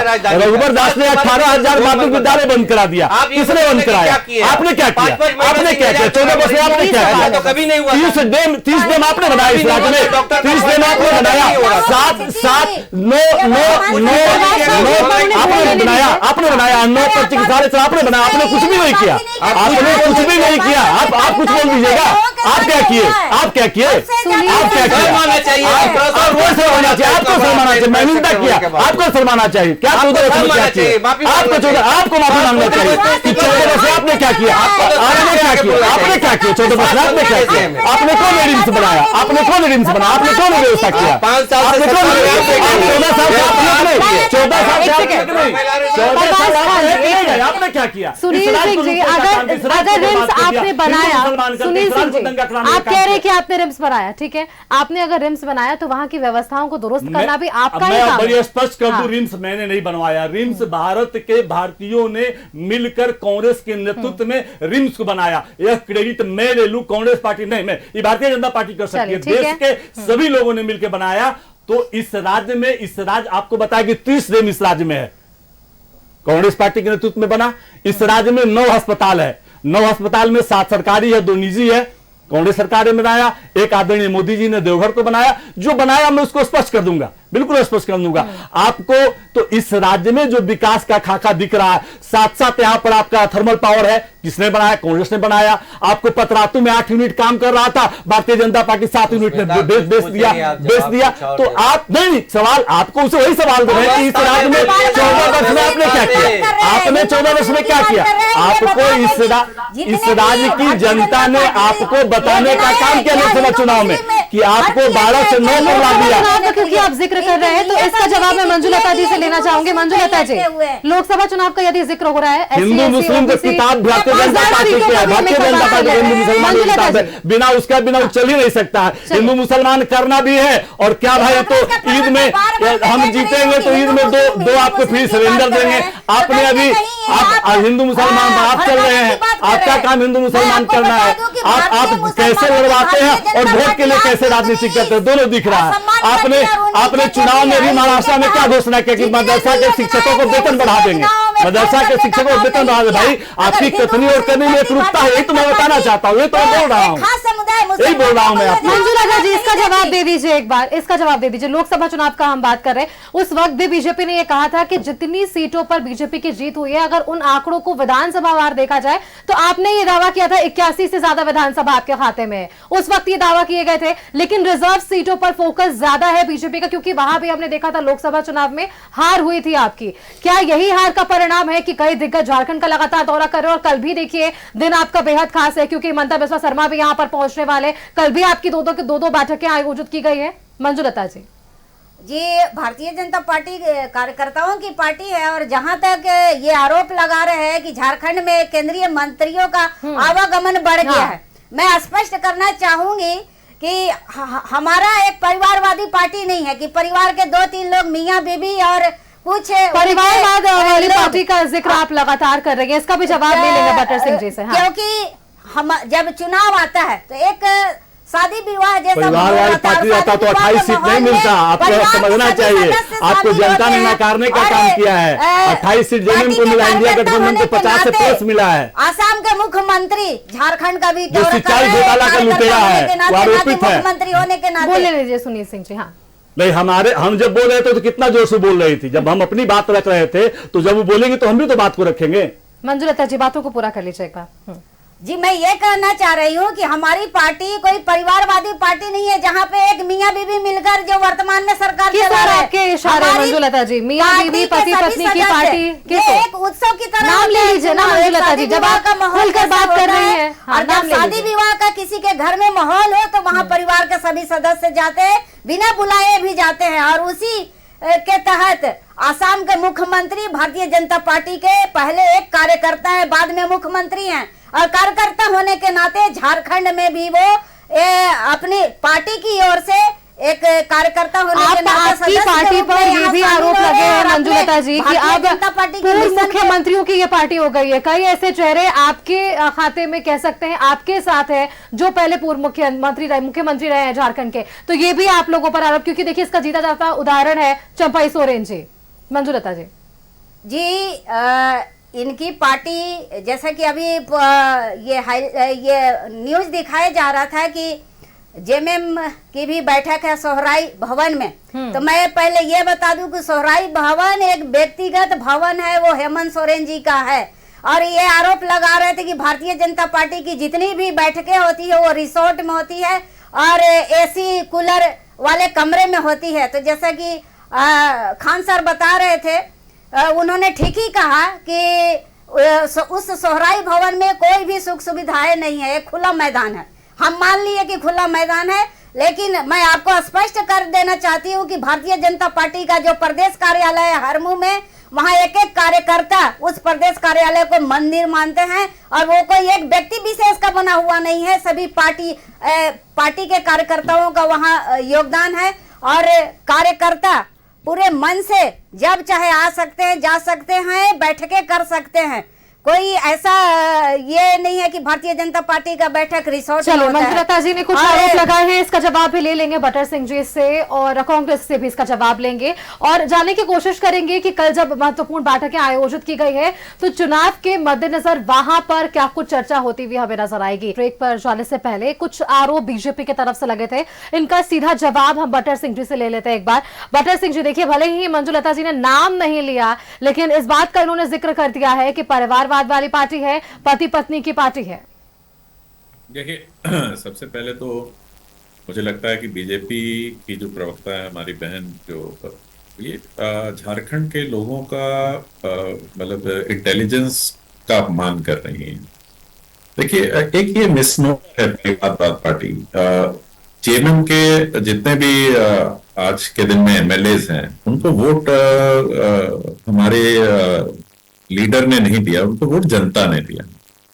और अगर जनता को लगता कि ये परिवारवाद पार्टी है, नहीं होना चाहिए, तो क्यों जेएमएम और कांग्रेस को मैंडेट देती कि यहाँ पर राज्य सरकार चलाए? वो नहीं देती ना, तो बीजेपी को दे देना चाहिए था। और ये ऐसे पार्टी के मुंह से आ रहा है जहां पर हमारे नॉन बायोलॉजिकल पूरे देश के कैंडिडेट्स के जगह लड़ते हैं। तो बीजेपी का तो नाम हटा के मोदी पार्टी कर देना चाहिए, क्योंकि वो तो बोलते हैं मोदी लड़ रहा है, आपको कैंडिडेट नहीं देखना है। और अभी कुछ दिन पहले मैंने एक इसमें पोस्ट भी किया था, निशिकांत दुबे जी का एक रैली का भाषण था कि अगर चोर, डकैत, रेपिस्ट पता नहीं यूज किया था कि नहीं, बट उसी जिस टोन में वो बोल रहे थे कि कोई भी लंगड़ा, लूला, चोर, डकैत भी कैंडिडेट खड़ा हो जाए, आपको कैंडिडेट को नहीं देखना है, आपको मोदी जी को देखना है और बीजेपी को देखना है। तो ये ऐसी पार्टी वाले हम लोग को बहुत बता रहे हैं। अरे ठीक है, पार्टी शिबू सोरेन जी ने बनाई, उनके बेटे आज कार्यकारी अध्यक्ष है, उनकी वाइफ एमएलए है। तो क्या हमने उनको, ऐसा तो नहीं है कि हमने जैसे गुजरात में बाकी सबकी सीट कैंसिल करके बिना इलेक्शन के उनको चिट्ठी दे दी कि आप आज से एमएलए हो गए। हेमंत जी ने बिना इलेक्शन लड़े वो एमएलए हो गए। तो लोकतंत्र है, अगर जनता वोट दे रही है, जनता एक्सेप्ट कर रही है, तो मुझे लगता है कि जनता के इंटेलिजेंस पे ये क्वेश्चन उठा रहे हैं कि झारखंड की जनता को इतनी अकल नहीं है, या ये पता नहीं किस, मैं तो बार बार बोल रहा हूं कि इस दुनिया में रह रहे हैं। अरे लोकतंत्र है, अथॉरिटेरियन सिस्टम नहीं है जो मोदी जी चाह रहे हैं कि मैं जो बोलूं वही हो। जनता जो चाहे, जनता बोलेगी कि हाँ आपकी परिवारवाद पार्टी है, आपको हम वोट नहीं देंगे, आप बाहर बैठिए, तो हम खुशी से सर आंखों पे उनका जो फैसला होगा हम लेंगे। बट हम जनता के बीच में जा रहे हैं, और जनता अगर हमें चाह रही है, हमें नकार नहीं रही है, तो इनको प्रॉब्लम क्या है? तो अपने जो आदमी पूरे इंडिया में हर सीट पे मोदी जी के नाम पे वोट मांगता है, उस पार्टी को क्या कहेंगे? आप ही बता दीजिए वो क्या डेफिनेशन होगा। ये जनता की मांग है मोदी जी, जनता मोदी मोदी कर रही है, ये पार्टी के कार्यकर्ता नहीं करते, जनता के मुंह से आज जनता के दिलों में मोदी जी हेमंत है तो बैठे हुए हैं। जनता ही कर रही है ना। और आप जिस विधायक मैडम की बात कर रहे हैं, वही विधायक मैडम एक जनसभा में पूरे कॉन्फिडेंस के साथ और पूरे घमंड के साथ उन्होंने कहा कि झारखंड में अगर किसी का सरकार बनेगा तो हेमंत सोरेन का सरकार बनेगा। तो ये क्लियर कर दिया गया है कि हेमंत सोरेन के अलावा कोई मुख्यमंत्री नहीं हो सकता। आपको हिम्मत है तो डिक्लेयर कर दीजिए कि 6-7 मुख्यमंत्री में से कौन रहेंगे मुख्यमंत्री, कोई नहीं रहेंगे। मंजुलता जी को अपनी बातें पूरा कर लेने दीजिए एक बार। हाँ, जी। तो ये सब कहानियां बनाना ये बीजेपी को अच्छी तरह से आता है। एक ये हर इलेक्शन में कोई नया नैरेटिव रचती है। इलेक्शन की बात की है बीजेपी की तरफ से यात्रा की शुरुआत थी और उस दौरान ये कहा गया था कि ये परिवर्तन किस संदर्भ में कहा जा रहा है, न सहेंगे न कहेंगे, बदल कर रहेंगे। इस नारे के साथ बीजेपी ने ऐसा परिवर्तन यात्रा की जरूर शुरुआत कर दी थी। और जो इस डिबेट में भी मैं लगातार प्रवास खान जी से भी सुन रही हूँ, मंजुलता जी से भी सुन रही हूँ कि इसी कमरे में बैठकर आप लोगों ने शायद ये बयान दिया कि जो है वो बैठकें नहीं होती है। सौराय भवन में भी कल आपकी एक बैठक आयोजित है। मेरा बयान नहीं है, आपकी ही पार्टी के बयान है, इनका ऐसा कहना है। मुझे नहीं पता, मैंने ये बयान सुना नहीं है और ऐसा बयान देने से बचना चाहिए। देखा उसी पे मैंने बात किया, हम लोग रिजॉर्ट में नहीं करते हैं, तो तभी मैंने बोला था कि विवादास्पद जो सौराई भवन है वहाँ तो लगता है कि कुछ है ही नहीं मूलभूत सुविधा, ना एसी है ना फर्नीचर है, वो तो खुला आसमान है, खुला मैदान है जहाँ ये लोग बैठा करें। मैं उस पर बोला था जो आपके टीवी पे आपके इंट्रो पे ही दिखा था। चलिए हाँ बाटर जी। देखिए मैं फिर बोल रहा हूं कि अगर किसी ने ऐसा बयान दिया है तो ऐसे बयान देने से बचना चाहिए, इसका कोई सेंस नहीं है। जिसका अपना ऑफिस है वो अपने ऑफिस में करता है। सोराई भवन में हमारी मीटिंग होनी है तो होनी है, कई बार होटलों में होती है, कई बार 5 स्टार होटलों में होती है, कई बार तंबू लगा के होती है। ये सब बटर जी कल की बैठक कितना महत्वपूर्ण है चुनाव के मद्देनजर? बटर जी कल की बैठक हमारे लिए तो महत्वपूर्ण है, हम तो चुनाव बट जो बीजेपी पार्टी बोल रही थी कि पितृपक्ष खत्म होने दीजिए, तुरंत इलेक्शन डिक्लेयर होगा, तो मैं तो पूछ रहा हूं कि आजसू के प्रवक्ता है कि कितनी सीटों पे फाइनल हुआ? 2 तिहाई का आंकड़ा पार हो रहा है कि 9 और 8 सिंगल डिजिट में ही रहिएगा आप? और एक बात उठी थी, हमारे प्रवास जी ने ठीक उठाई थी और मुझे भी उस पर कहना है। देखिए भले मेरी पार्टी की सरकार हो, जो गलत है उसको गलत, स्पेड को स्पेड बोलना आता है मुझे। जो जिस लेडी का न्यूज में आया था, तो मैं फिर आपके चैनल के माध्यम से डीसी साहब को फिर अपील करता हूं कि अभी तक उस पर एक्शन क्यों नहीं हुआ, क्यों नहीं दोषियों पे कार्रवाई की? आप प्लीज उस पे दोषियों पे कार्रवाई कीजिए, ये कोई मजाक का बात नहीं है। और अगर हमारे सरकार बोल रही है कि हम लोगों के लिए हैं और लोगों को ऐसा अगर रिजल्ट आ रहा है, तो प्लीज ऐसे दोषी अधिकारियों पर तुरंत कार्रवाई होनी चाहिए। मैं इसमें प्रवास जी के साथ हूं कि हाँ, अगर किसी के साथ अगर कहीं कुछ डिलीवरी में गलत हुई है तो दोषियों को चिन्हित करके तुरंत एक्शन लेना चाहिए। और मैं आपके चैनल के माध्यम से अपील करता हूं और उस लेडी से क्षमा याचना करता हूं कि जिसके इस पीड़ा को सहन करना पड़ा। सुष्मिता बता देते हैं, इन्होंने पूछा था। हाँ बटर साहब, इसमें कोई भ्रम की स्थिति नहीं है। एनडीए 81 सीट पे चुनाव लड़ रहा है जनता की, झारखंड की जनता की सेवा करने के लिए। लेकिन आपके खाते में कितने सीटें आने वाली बात है? हम जो घटक दल में हम 81 सीट पे मिलकर चुनाव लड़ रहे हैं। हमारा कहीं से कोई पॉलिसी नहीं है कि हम रोटेशनल सीएम लेके आएंगे। ये इनके गठबंधन की बात आते रहती है, कांग्रेस इस तरह से बात करते रहती है। हमारे में कोई कुछ नहीं है, हम 81 सीट पे लड़ रहे हैं। लेकिन आपके खाते में कितनी सीटें? सुष्मिता, मैं 30 सेकंड लूंगा। महिला के बात हुई थी, बटर साहब ने नहीं, पहले इसका जवाब दे दीजिए, उस पर भी हम आएंगे। आजसू के खाते में कितनी सीटें आने वाली? मैं तो बोला सुष्मिता कि हम घटक दल में हैं और हमारा 81 सीट पे हमारा, ये तो बच कर निकलने वाला जवाब हो गया। 32,620 गाँव है, आजसू का हर एक गाँव में एक झंडा है और आजसू अपनी तन्मयता, सारा जितना जो कार्यकर्ता का शक्ति हो, लेकिन जो बड़े लोग विपक्ष से शामिल हुए हैं बीजेपी में, उन्हें भी तो इस बार जगह देनी है, तो कैसे ये होगा? देखिए ये टीवी चैनल पे बैठ के सब डिस्कस तो किया जाता है। हमारे ऊपर भी हमारे संसदीय दल के नेता होते हैं, हमारे शीर्ष नेतृत्व होते हैं, जो इनके फैसला होना पड़ता है। लेकिन हमें इतना, एक मैं आजसू पार्टी का छोटा सा कार्यकर्ता होने के नाते में बोल सकता हूँ कि हम 81 सीट पर लड़ रहे हैं झारखंड की सेवा के लिए। झारखंड की जनता का जितना भी जो चीज बाकी रह गया था, जो ये वादा करके पूरा नहीं कर पाए थे, सबका निष्पादन करने के लिए सशक्त एनडीए की सरकार आ रही है चुनाव के बाद। और इस पे महिला पे मैं बात करता हूँ। बटर साहब ने बहुत अच्छा, चलिए हमारा बात पे कम से कम ये चीज तो की है कि वो अपने पार्टी के ही प्रवक्ता को इस चीज पे खेद भी किए। अब महिला पे जिस तरह से खुले में जो प्रसव हुआ उसके लिए बोले, इन्होंने अपील भी किया अपने प्रशासन को, अच्छी बात है। लेकिन मैं एक अहम बात बताता हूँ सुष्मिता, कि झारखंड में जो पंचायत चुनाव हुआ था, जाहिर सी बात है कि आप ओबीसी का प्रतिनिधित्व नहीं दिए थे, आरक्षण नहीं दिए थे, फिर भी झारखंड में 57% महिला चुन के आई थी पंचायत में। लेकिन दुर्भाग्य देखिए, सरकार झारखंड में महिला आयोग तक नहीं दे पाई। अब सोचिए जो झारखंड में इतनी बड़ी आबादी में 57% महिला पंचायत चुनाव में चुन के आती हैं। अब महिलाओं की जो समस्या होती है बहुत हद तक होता है, इसी के लिए संविधान ने दिया था कि महिला आयोग की गठन होनी चाहिए जहां महिला जाके बोल सकती थी। लेकिन 5 इसका जवाब ले लेंगे महिला आयोग से, लेकिन उससे पहले एक बार मैं जाना चाहूंगी सुनील सिंह जी के पास। सुनील सिंह जी, देखिए आपने सुना परवाज खान जी को, इन्होंने तो कह दिया कि 81 सीट पर एनडीए लड़ रही है। सीट का बंटवारा कैसे होगा ये स्पष्ट इनके पास जानकारी नहीं है, ना ये अभी कहना चाह रहे हैं। कांग्रेस क्या सहमति दे रही है, या फिर 19 अक्टूबर को जब राहुल गांधी आएंगे उसके बाद कुछ तय हो पाएगा? देखिए तो आंतरिक मामला है, अब चैनल पर इस बात स्पष्ट नहीं किया जा सकता है।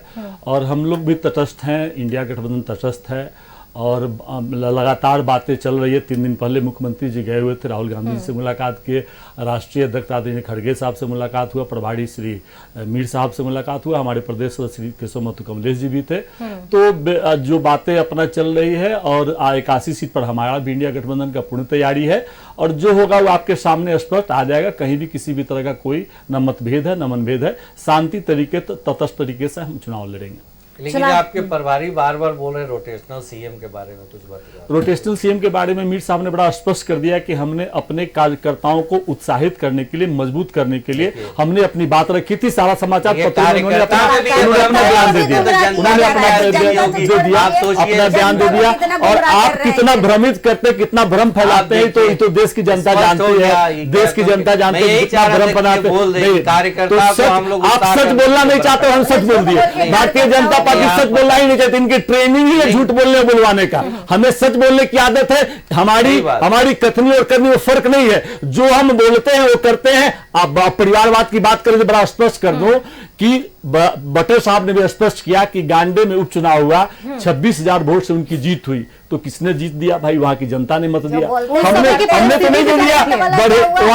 अगर जनता जानती है कि आंदोलनकारी परिवार झारखंड के लिए अपना सब कुछ न्यौछावर करने वाले गुरुदेव आदरणीय शिबू सोरेन जी के लड़ रहे बरहेट से, और बरहेट में क्या बोले तो वहां से जीत किया। तो कहने का मेरा मतलब है, आप देख लीजिए कि किस तरह से जाकर मांडर के चुनाव में बाबूलाल मरांडी उछल कूद जा रहे थे, परिवारवाद कर रहे थे, जनता ने काम किया। इसका जवाब दे दीजिए, गंभीर सवाल है परवाज खान जी का, सुन लीजिए। गांडे में कैसे इलेक्शन हुआ ये झारखंड की जनता जान रही है। एक अकलियत समाज के जो इलेक्टेड नेता थे, रातों रात उनको इस्तीफा दिलवाना पड़ा। मीडिया को भी इसकी भनक नहीं पड़ी थी, इवन वो एक कारण भी नहीं बता पा रहे थे कि हमें इस्तीफा क्यों देना पड़ा, क्योंकि स्थापित करना था परिवार के लोगों को।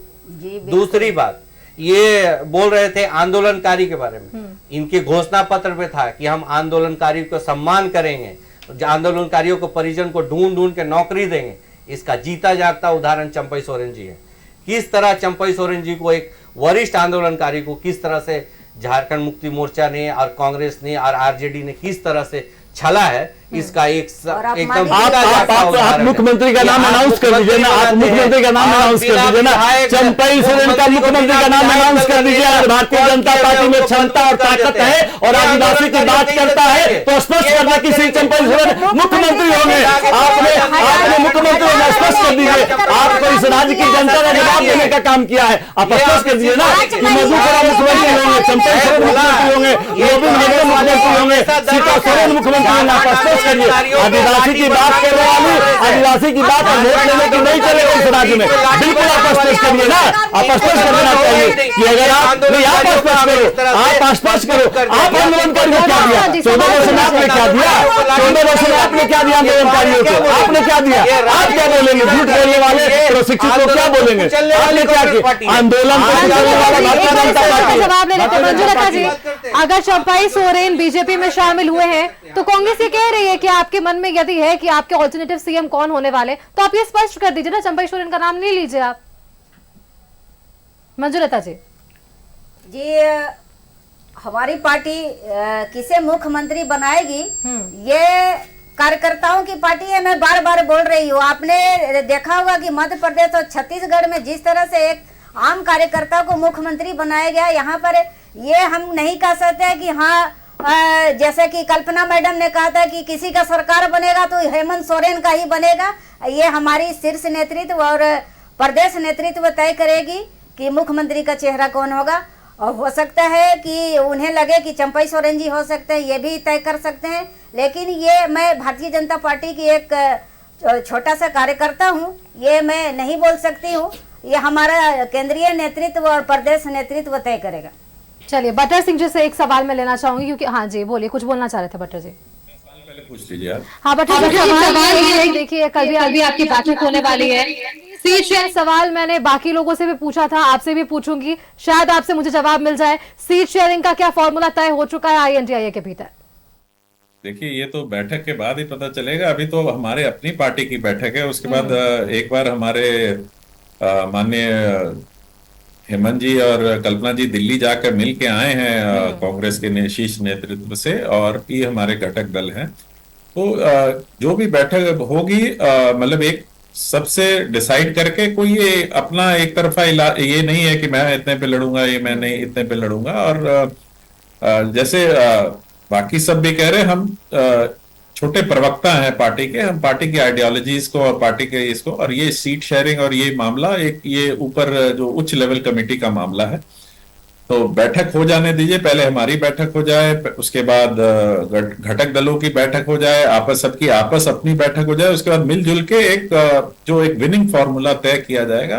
और जैसे ही तय होगा, आप लोगों को तो हम लोग से पहले शायद, क्योंकि हमको तो बाद में पता चले, पर प्रेस वालों को पहले पता चल जाएगा हम लोग से, आपके द्वारा ही हम लोग को सूचना मिलेगी, ये बात है। और लेकिन जैसे प्रभास जी बोल रहे थे और हमारी बहन बीजेपी की जो बोल रही थी कि 57% महिलाओं का प्रतिनिधित्व रहा पंचायत इलेक्शंस में, पर इन दोनों ने अभी तक ये जवाब नहीं दिया कि क्यों बलात्कारियों को पैरोल देके और बलात्कार के आरोपियों को जेल से छोड़ा जा रहा है, कि इलेक्शंस को अपने ओर किया जाए। ये इस पे दोनों ही बचने से क्यों, बोलिए ना भाई। मैंने तो बोला ना कि हमारी सरकार ने, अगर उस दोषी अधिकारी को सजा होनी चाहिए जिसके कारण उस महिला को इतनी तकलीफ हुई, तो आप भी बोल दीजिए ना कि उस दोषी सरकार को स्पष्ट कर दीजिए, आप किसके बारे में बात कर रहे, एक बार स्पष्ट कर दीजिए। कोई पार्टी बना है तो उसके लिए आप स्पष्ट बता दीजिए। आप इस तरह से हवा में कुछ भी बता रहे तो उस पर हम लोग क्या बोल सकते हैं? आप बताइए ना। देश के कातिलों को बताइए, तो लोग माला पहना के उनका आप स्वागत कर रहे हैं। नाम लेके स्पष्ट आप बताइए कि क्या है, नहीं स्टैंडर्ड सेट करना चाहती है बीजेपी और उसकी पार्टी। परोल पे आप बात करना चाह रहे हैं, देश में बलात्कारियों और अच्छा से फोकस कर सकते हैं बटर साहब कि परोल किस लिए मिलती है, भारतीय न्याय संहिता की क्या उसमें व्याख्या है,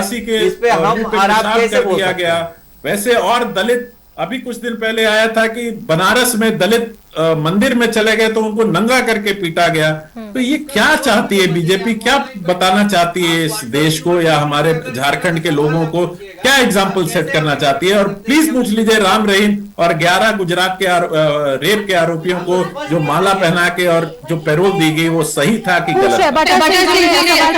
वापस एक बार पूछिएगा सवाल बटर जी। मंजुलता जी एक सेकंड, कुछ सवाल पूछ रहे थे, वापस से सवाल रिपीट कीजिएगा बटर जी।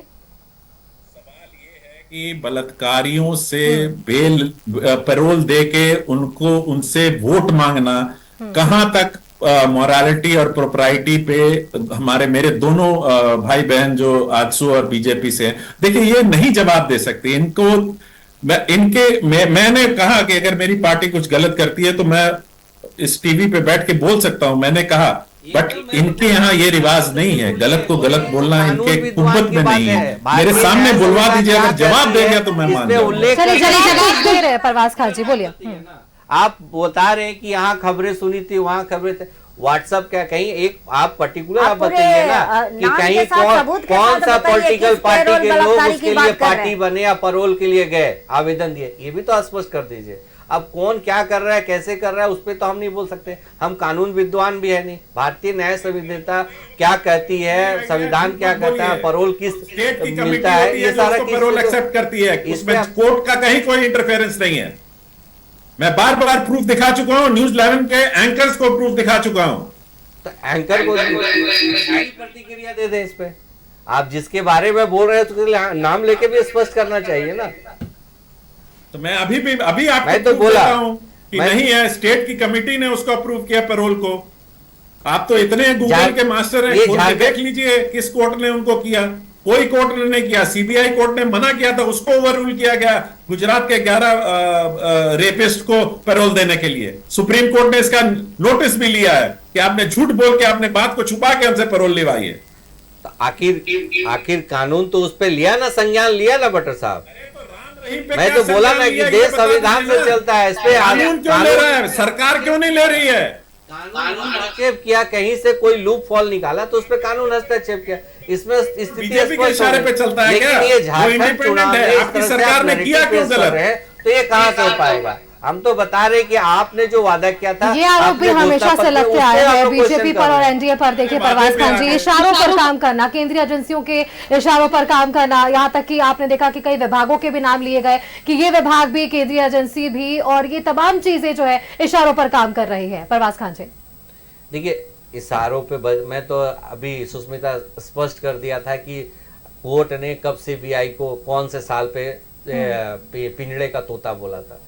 तो यहाँ देखिए, राजनीतिक चश्मे से हर चीज नहीं देखा जा सकता है। केंद्रीय एजेंसियां भी होती है जो संविधान के दायरे पे होती हैं। मैंने स्पष्ट कर दिया था कि निर्वाचन आयोग का, मैंने बोला था ना कि संविधान का भाग 15 का आप अनुच्छेद ये भूल रहे हैं, उसको मेंशन भी कर देता हूँ, 324 से लेकर 329 तक पढ़ लेना चाहिए, जिसमें स्थिति स्पष्ट हो जाएगी कि आरोप लगाना और इस पे व्याख्या स्पष्ट है। अब रहा एजेंसियों के बारे में, तो एजेंसियां जब काम कर रही हैं, जब पीए के मंत्री के पीए के नौकर के यहाँ से करोड़ों रुपया निकलता है, अधिकारियों के यहाँ से करोड़ों निकलता है, तो पैसा नहीं निकलना चाहिए ना। आप तो पैसा प्लांट नहीं कर सकते हैं ना। अगर किसी के यहाँ एजेंसियां अगर छापा मारती है तो अवैध जो पैसा निकल रहा है करोड़ों रुपया, तो वो तो एजेंसियां जाके प्लांट नहीं करती है, वो तो स्पष्ट हो जाता है मीडिया के कैमरे के सामने में, दिन के उजाले में इस चीज होती है। अब उस पे भी अगर कोई जीत मचाया हुआ है कि केंद्रीय एजेंसियां इशारे पे काम कर रही, तो इस पे अब क्या बोला जा सकता है? कि इस पे तो वही बोला जाता है कि सांप निकल गया, लकीर आप पीट रहे हैं, तो पीटते रहिए। लेकिन झारखंड की जनता को स्पष्ट पता है कि ये कहां से और कैसे हो रहा है। आप सब कुछ का ग्रोथ देख लीजिए, लेकिन जिस तरह से झारखंड की जनता का और झारखंड का जिस तरह से खनिज का लूट हो रहा है और पैसे इनके पीए के नौकर के यहाँ से निकलता है, इतना लंबा चौड़ा इनका रिलेशन जो बना, ट्रेल इतना लंबा चौड़ा बना हुआ है कि उस ट्रेल का पीछा करते करते एजेंसियां अगर उसको निकाल के दिखा दे रही है, उसके बावजूद भी इस तरह की चीज बता रहे हैं, तो अब इस पे हम लोग क्या बोल सकते हैं? इसलिए मैं बोला कि अब प्रतिक्रिया नहीं, अब क्रिया करने का समय आ गया। झारखंड की जनता क्रिया करने वाले लोगों को लेके आ रही है। एनडीए सशक्त एनडीए झारखंड में आने वाली है। बटर सिंह जी, इसमें एक और सवाल मैं बस ऐड करना चाहूंगी, क्योंकि आपने इशारे पर काम करने का जिक्र करा है, तो इशारों पर काम करने का आरोप तो आपकी पार्टी पर भी लगा था और ये कहा गया था कि जेल से हेमंत सोरेन जो है वो सरकार चला रहे थे और सिर्फ हेमंत सोरेन के इशारों पर तमाम काम बाहर हो रहा था। देखिए, उस समय माननीय मुख्यमंत्री चंपई सोरेन थे। क्या आपने चंपई सोरेन जी का कोई भी ऐसा व्यक्तित्व, मतलब ये स्टेटमेंट सुना कि वो जेल में ऑर्डर लेने जाते थे हेमंत सोरेन जी से? कैसे सरकार उन्होंने 4-6 महीने जो चलाई वो कैसे चलाई? क्या हेमंत जी के इशारे पे चलाई? मैंने तो नहीं सुना है। बटर जी, उन्हें सम्मान नहीं मिला पार्टी के भीतर? बुलवा दीजिए उनसे कि उन्होंने, तो अगर ऐसे सीएम थे जो दूसरों के इशारे पे चल रहे थे, तब तो क्या ही कहना है ऐसे सीएम का। और आप देखिए कितनी खूबसूरती से जिस टॉपिक को मैंने कहा कि महिलाओं की अस्मिता की बात है, एक बलात्कारी से क्या वोट मांगना, ये बोलते हर चीज आप राजनीतिक। मैं राजनीतिक चश्मे से नहीं देख रहा, मैं मोरालिटी के चश्मे से देख रहा हूं। मैं मोरालिटी के, आप राजनीति छोड़ दीजिए, कम से कम मोरालिटी पे तो बोल दीजिए कि बलात्कारियों से वोट मंगवाना ये ठीक नहीं है। पर आप लोग फिर चले आते हैं कि क्या ये हो गया, और जिसके पास पैसे पकड़े गए वो जेल में, वो सजा भुगतेगा। तो कानून, हम तो कानून पे विश्वास रखते हैं ना। देखिए, सामने महिलाएं, मतलब शुक्र है कि कम से कम जुडिशरी थोड़ी इंडिपेंडेंट है इस देश में, तो फैसला जो न्याय करेगी, तो जैसे जो करेगा वो भुगतेगा, इस पे कोई डाउट नहीं है। और अगर ये सोच रहे हैं कि हम ऊपर से लिखवा के आए हैं, तो इनका भी नंबर आएगा, जरूर आएगा। और ऐसे जो अधिकारी इनके इशारों पे गलत काम कर रहे हैं, एक्स्ट्रा कॉन्स्टिट्यूशनल वर्क कर रहे हैं, वो भी नपे जाएंगे। समय सबका आएगा, घबराइए मत। बट आप मोरालिटी पे जवाब दे दीजिए कि बलात्कारियों से वोट मांगना, झारखंड की बहनें अपने आप को कैसे सेफ समझे जब एक पार्टी, वो पार्टी वोट मांगने आ रही है जो बलात्कारियों को निकाल के बोल रही है कि हमारे लिए वोट मांगो, वो भी महिलाओं से। तो ये बड़ा मोरालिटी पे ये क्वेश्चन है, ये प्लीज मोरालिटी का क्वेश्चन क्लियर करवा दीजिए। मंजुलता जी की महिलाएं तय करेगी। और आप झारखंड की बात करिए कि 5 साल के कार्यकाल में ऑन रिकॉर्ड जो पुलिस के ये में झारखंड पुलिस में रिकॉर्ड है वो लगभग 15,000 ऐसे बलात्कार के केसेज है। इस पे आप क्यों नहीं बात करते हैं? आप बात करते हैं दूसरे जगह की, दूसरे की, और बार बार बलात्कारियों की बात कर रहे हैं, पेरोल की बात कर रहे हैं। आप उस पेरोल बलात्कारी का नाम भी सार्वजनिक नहीं कर रहे हैं, तो फिर तो वही बात हो गया कि इधर उधर की बातों में भटकाना। हरियाणा वाले राम रहीम का स्पष्ट कर दिए, राम रहीम बलात्कारी है, स्पष्ट कर दिए। छोटी छोटी हरियाणा पाकिस्तान में, हरियाणा भारत में ही है, गैंग रेप हुए, इस पे आपकी हरियाणा भारत में ही है। क्या मोरालिटी दिखाई? मैं ये भी पूछना चाहती हूँ कि क्या मोरालिटी दिखाई जिस मोरालिटी की आप बात कर रहे हैं? अपराधी पकड़े गए, जेल गए, बलात्कारी पकड़े गए, जेल गए, उनका पेरोल पर बेल नहीं हो रहा, लेकिन राम रहीम का पेरोल पर बेल हो रहा है। चुनाव के आपने आम आदमी कहाँ अपने सेंगर साहब जो बलात्कार किए थे यूपी में, उनको कहाँ फांसी का सजा आपने दिलवा दिया? उनको तो 19 महीना के बाद हाईकोर्ट ने सख्ती दिखलाया, तब जाकर उनकी गिरफ्तारी हुई। भारतीय जनता पार्टी के विधायक हैं। तो आप जिस तरह की बातें कर रही हैं, तो वही बटर साहब बोल रहे हैं कि राम रहीम को हर 2 महीने पर पेरोल दे देना, आजीवन की सजा मिला हुआ है, पेरोल पर क्यों उनको आपने छोड़ दे रहे हैं? उसी पर उन्होंने बटर साहब बताया कि चुनाव के समय उनको आप पेरोल पर छोड़ दिए, बाहर आ गए, लेकिन एक आम कैदी को तो पेरोल आप नहीं देती। आम कैदी तो जेल में ही मर जाता है, चाहे इस राज्य की बात हो या देश की किसी भी राज्य की बात हो। तो स्पष्ट कर दिए। उन्होंने यह भी कहा कि 2002 के दंगा में बिल्किस बानो के साथ बलात्कार किया गया, उस परिवार के 11 सदस्यों की हत्या कर दी गई, उस छोटे बच्चे को दीवार पर पटक के मार दिया गया, और उस 7 अपराधियों को यह कहकर कि उनके जेल में चरित्र बहुत अच्छा था इसलिए उनको रिहा, स्पेशल आदेश उन्होंने क्यों निकाल दिया? गृह मंत्रालय ने निकाल दिया, अमित शाह जी ने निकालकर उसको बेल देते हैं, माला पहनाकर गुजरात की धरती पर स्वागत होता है। तब जाके भारतीय सुप्रीम कोर्ट ने सख्ती दिखलाते हुए कि नहीं, यह गलत है, बलात्कारी है, यह जेल जाएगा, जेल जाते हैं।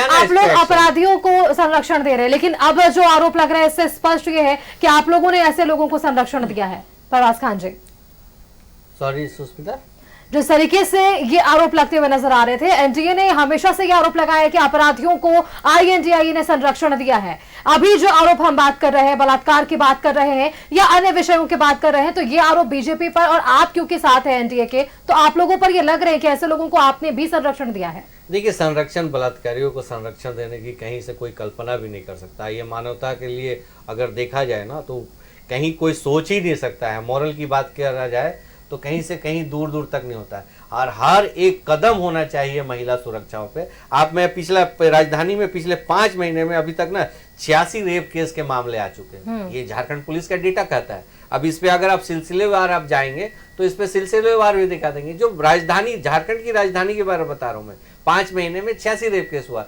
इस पे क्या इनिशिएटिव ली थी सरकार ने? एक भी अगर कहीं से अगर महिलाओं के साथ में उत्पीड़न अगर होता है, इनफैक्ट मॉलेस्टेशन भी हो है, छोटी सी घटना ईव टीचिंग भी अगर होती है, तो इस पे सरकार की पहल होनी चाहिए थे।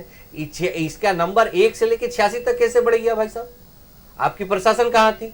आप अभी तो सार्वजनिक रूप से मॉरल की बात करते हैं, आप माफी मांग लिए, उस बहन से आप माफी मांग लिए जिनकी प्रसव रोड पे हो गई थी, आप माफी मांगने से, लेकिन उस पे क्या, किस तरह से आपने काम किया, इस पे बात करनी चाहिए। क्यों 1 से लेकर 86 तक में बात हुआ? मैं तो हमेशा बलात्कारियों के लिए भी हमेशा मुख्य रूप से खड़ा हूं और रहूंगा, क्योंकि ये कहीं से निंदनीय अपराध है और इसका त्वरित से त्वरित सजा होनी चाहिए था। अगर इसमें अगर कहीं से कोई लूप होल निकाल के आता है, एक तरफ आपकी सरकार मुख्यमंत्री भैया सम्मान योजना की बात कर रही है, और एक तरफ देखिए ये आरोप लग रहा है कि एक ऐसा सम्मान,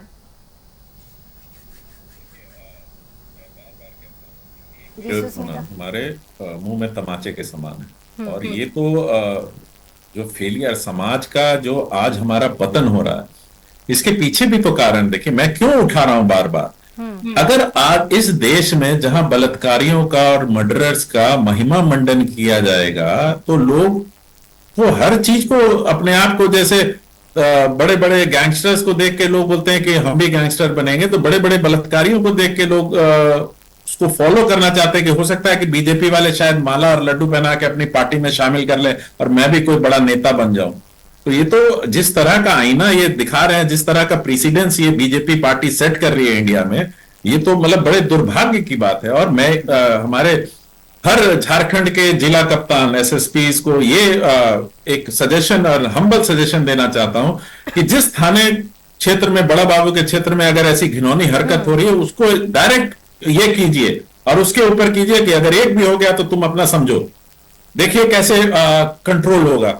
तो ये सब मिल बैठ के, पर इसमें बहुत सारे ऐसे विषय हैं राजनीति से ऊपर उठकर निर्णय लेने की जरूरत है और वहां कार्रवाई होने की जरूरत है। बहुत बहुत धन्यवाद आप सभी का हमारे साथ जुड़ने के लिए। तो देखिए आजसू से हमारे साथ परवाज खान जी जुड़े हुए थे, बहुत बहुत धन्यवाद आपका हमारे साथ जुड़ने के लिए। और बटर सिंह जी हमारे साथ जेएमएम से जुड़े हुए थे, सुनील सिंह जी हमारे साथ कांग्रेस से जुड़े हुए थे और मंजुलता जी हमारे साथ बीजेपी से जुड़ी हुई थी। आप सभी का बहुत बहुत शुक्रिया हमारे साथ जुड़ने के लिए और आज के इस डिबेट पे अपने विषयों को सामने रखने के लिए हमारे दर्शकों के समक्ष कि कल का दिन तो बेहद खास है, लेकिन विधानसभा चुनाव बेहद नजदीक, किसी भी वक्त तारीखों की घोषणा हो सकती है और इन तारीखों की घोषणा से पहले यानी कि आचार संहिता से पहले तमाम राजनीतिक पार्टियों की क्या कुछ तैयारियां हैं ये हमने आपको बताया। फिलहाल मेरे साथ 11 स्पेशल के इस खास बुलेटिन में इतना ही। आगे आप देखते रहिए न्यूज़ 11 भारत। नमस्कार।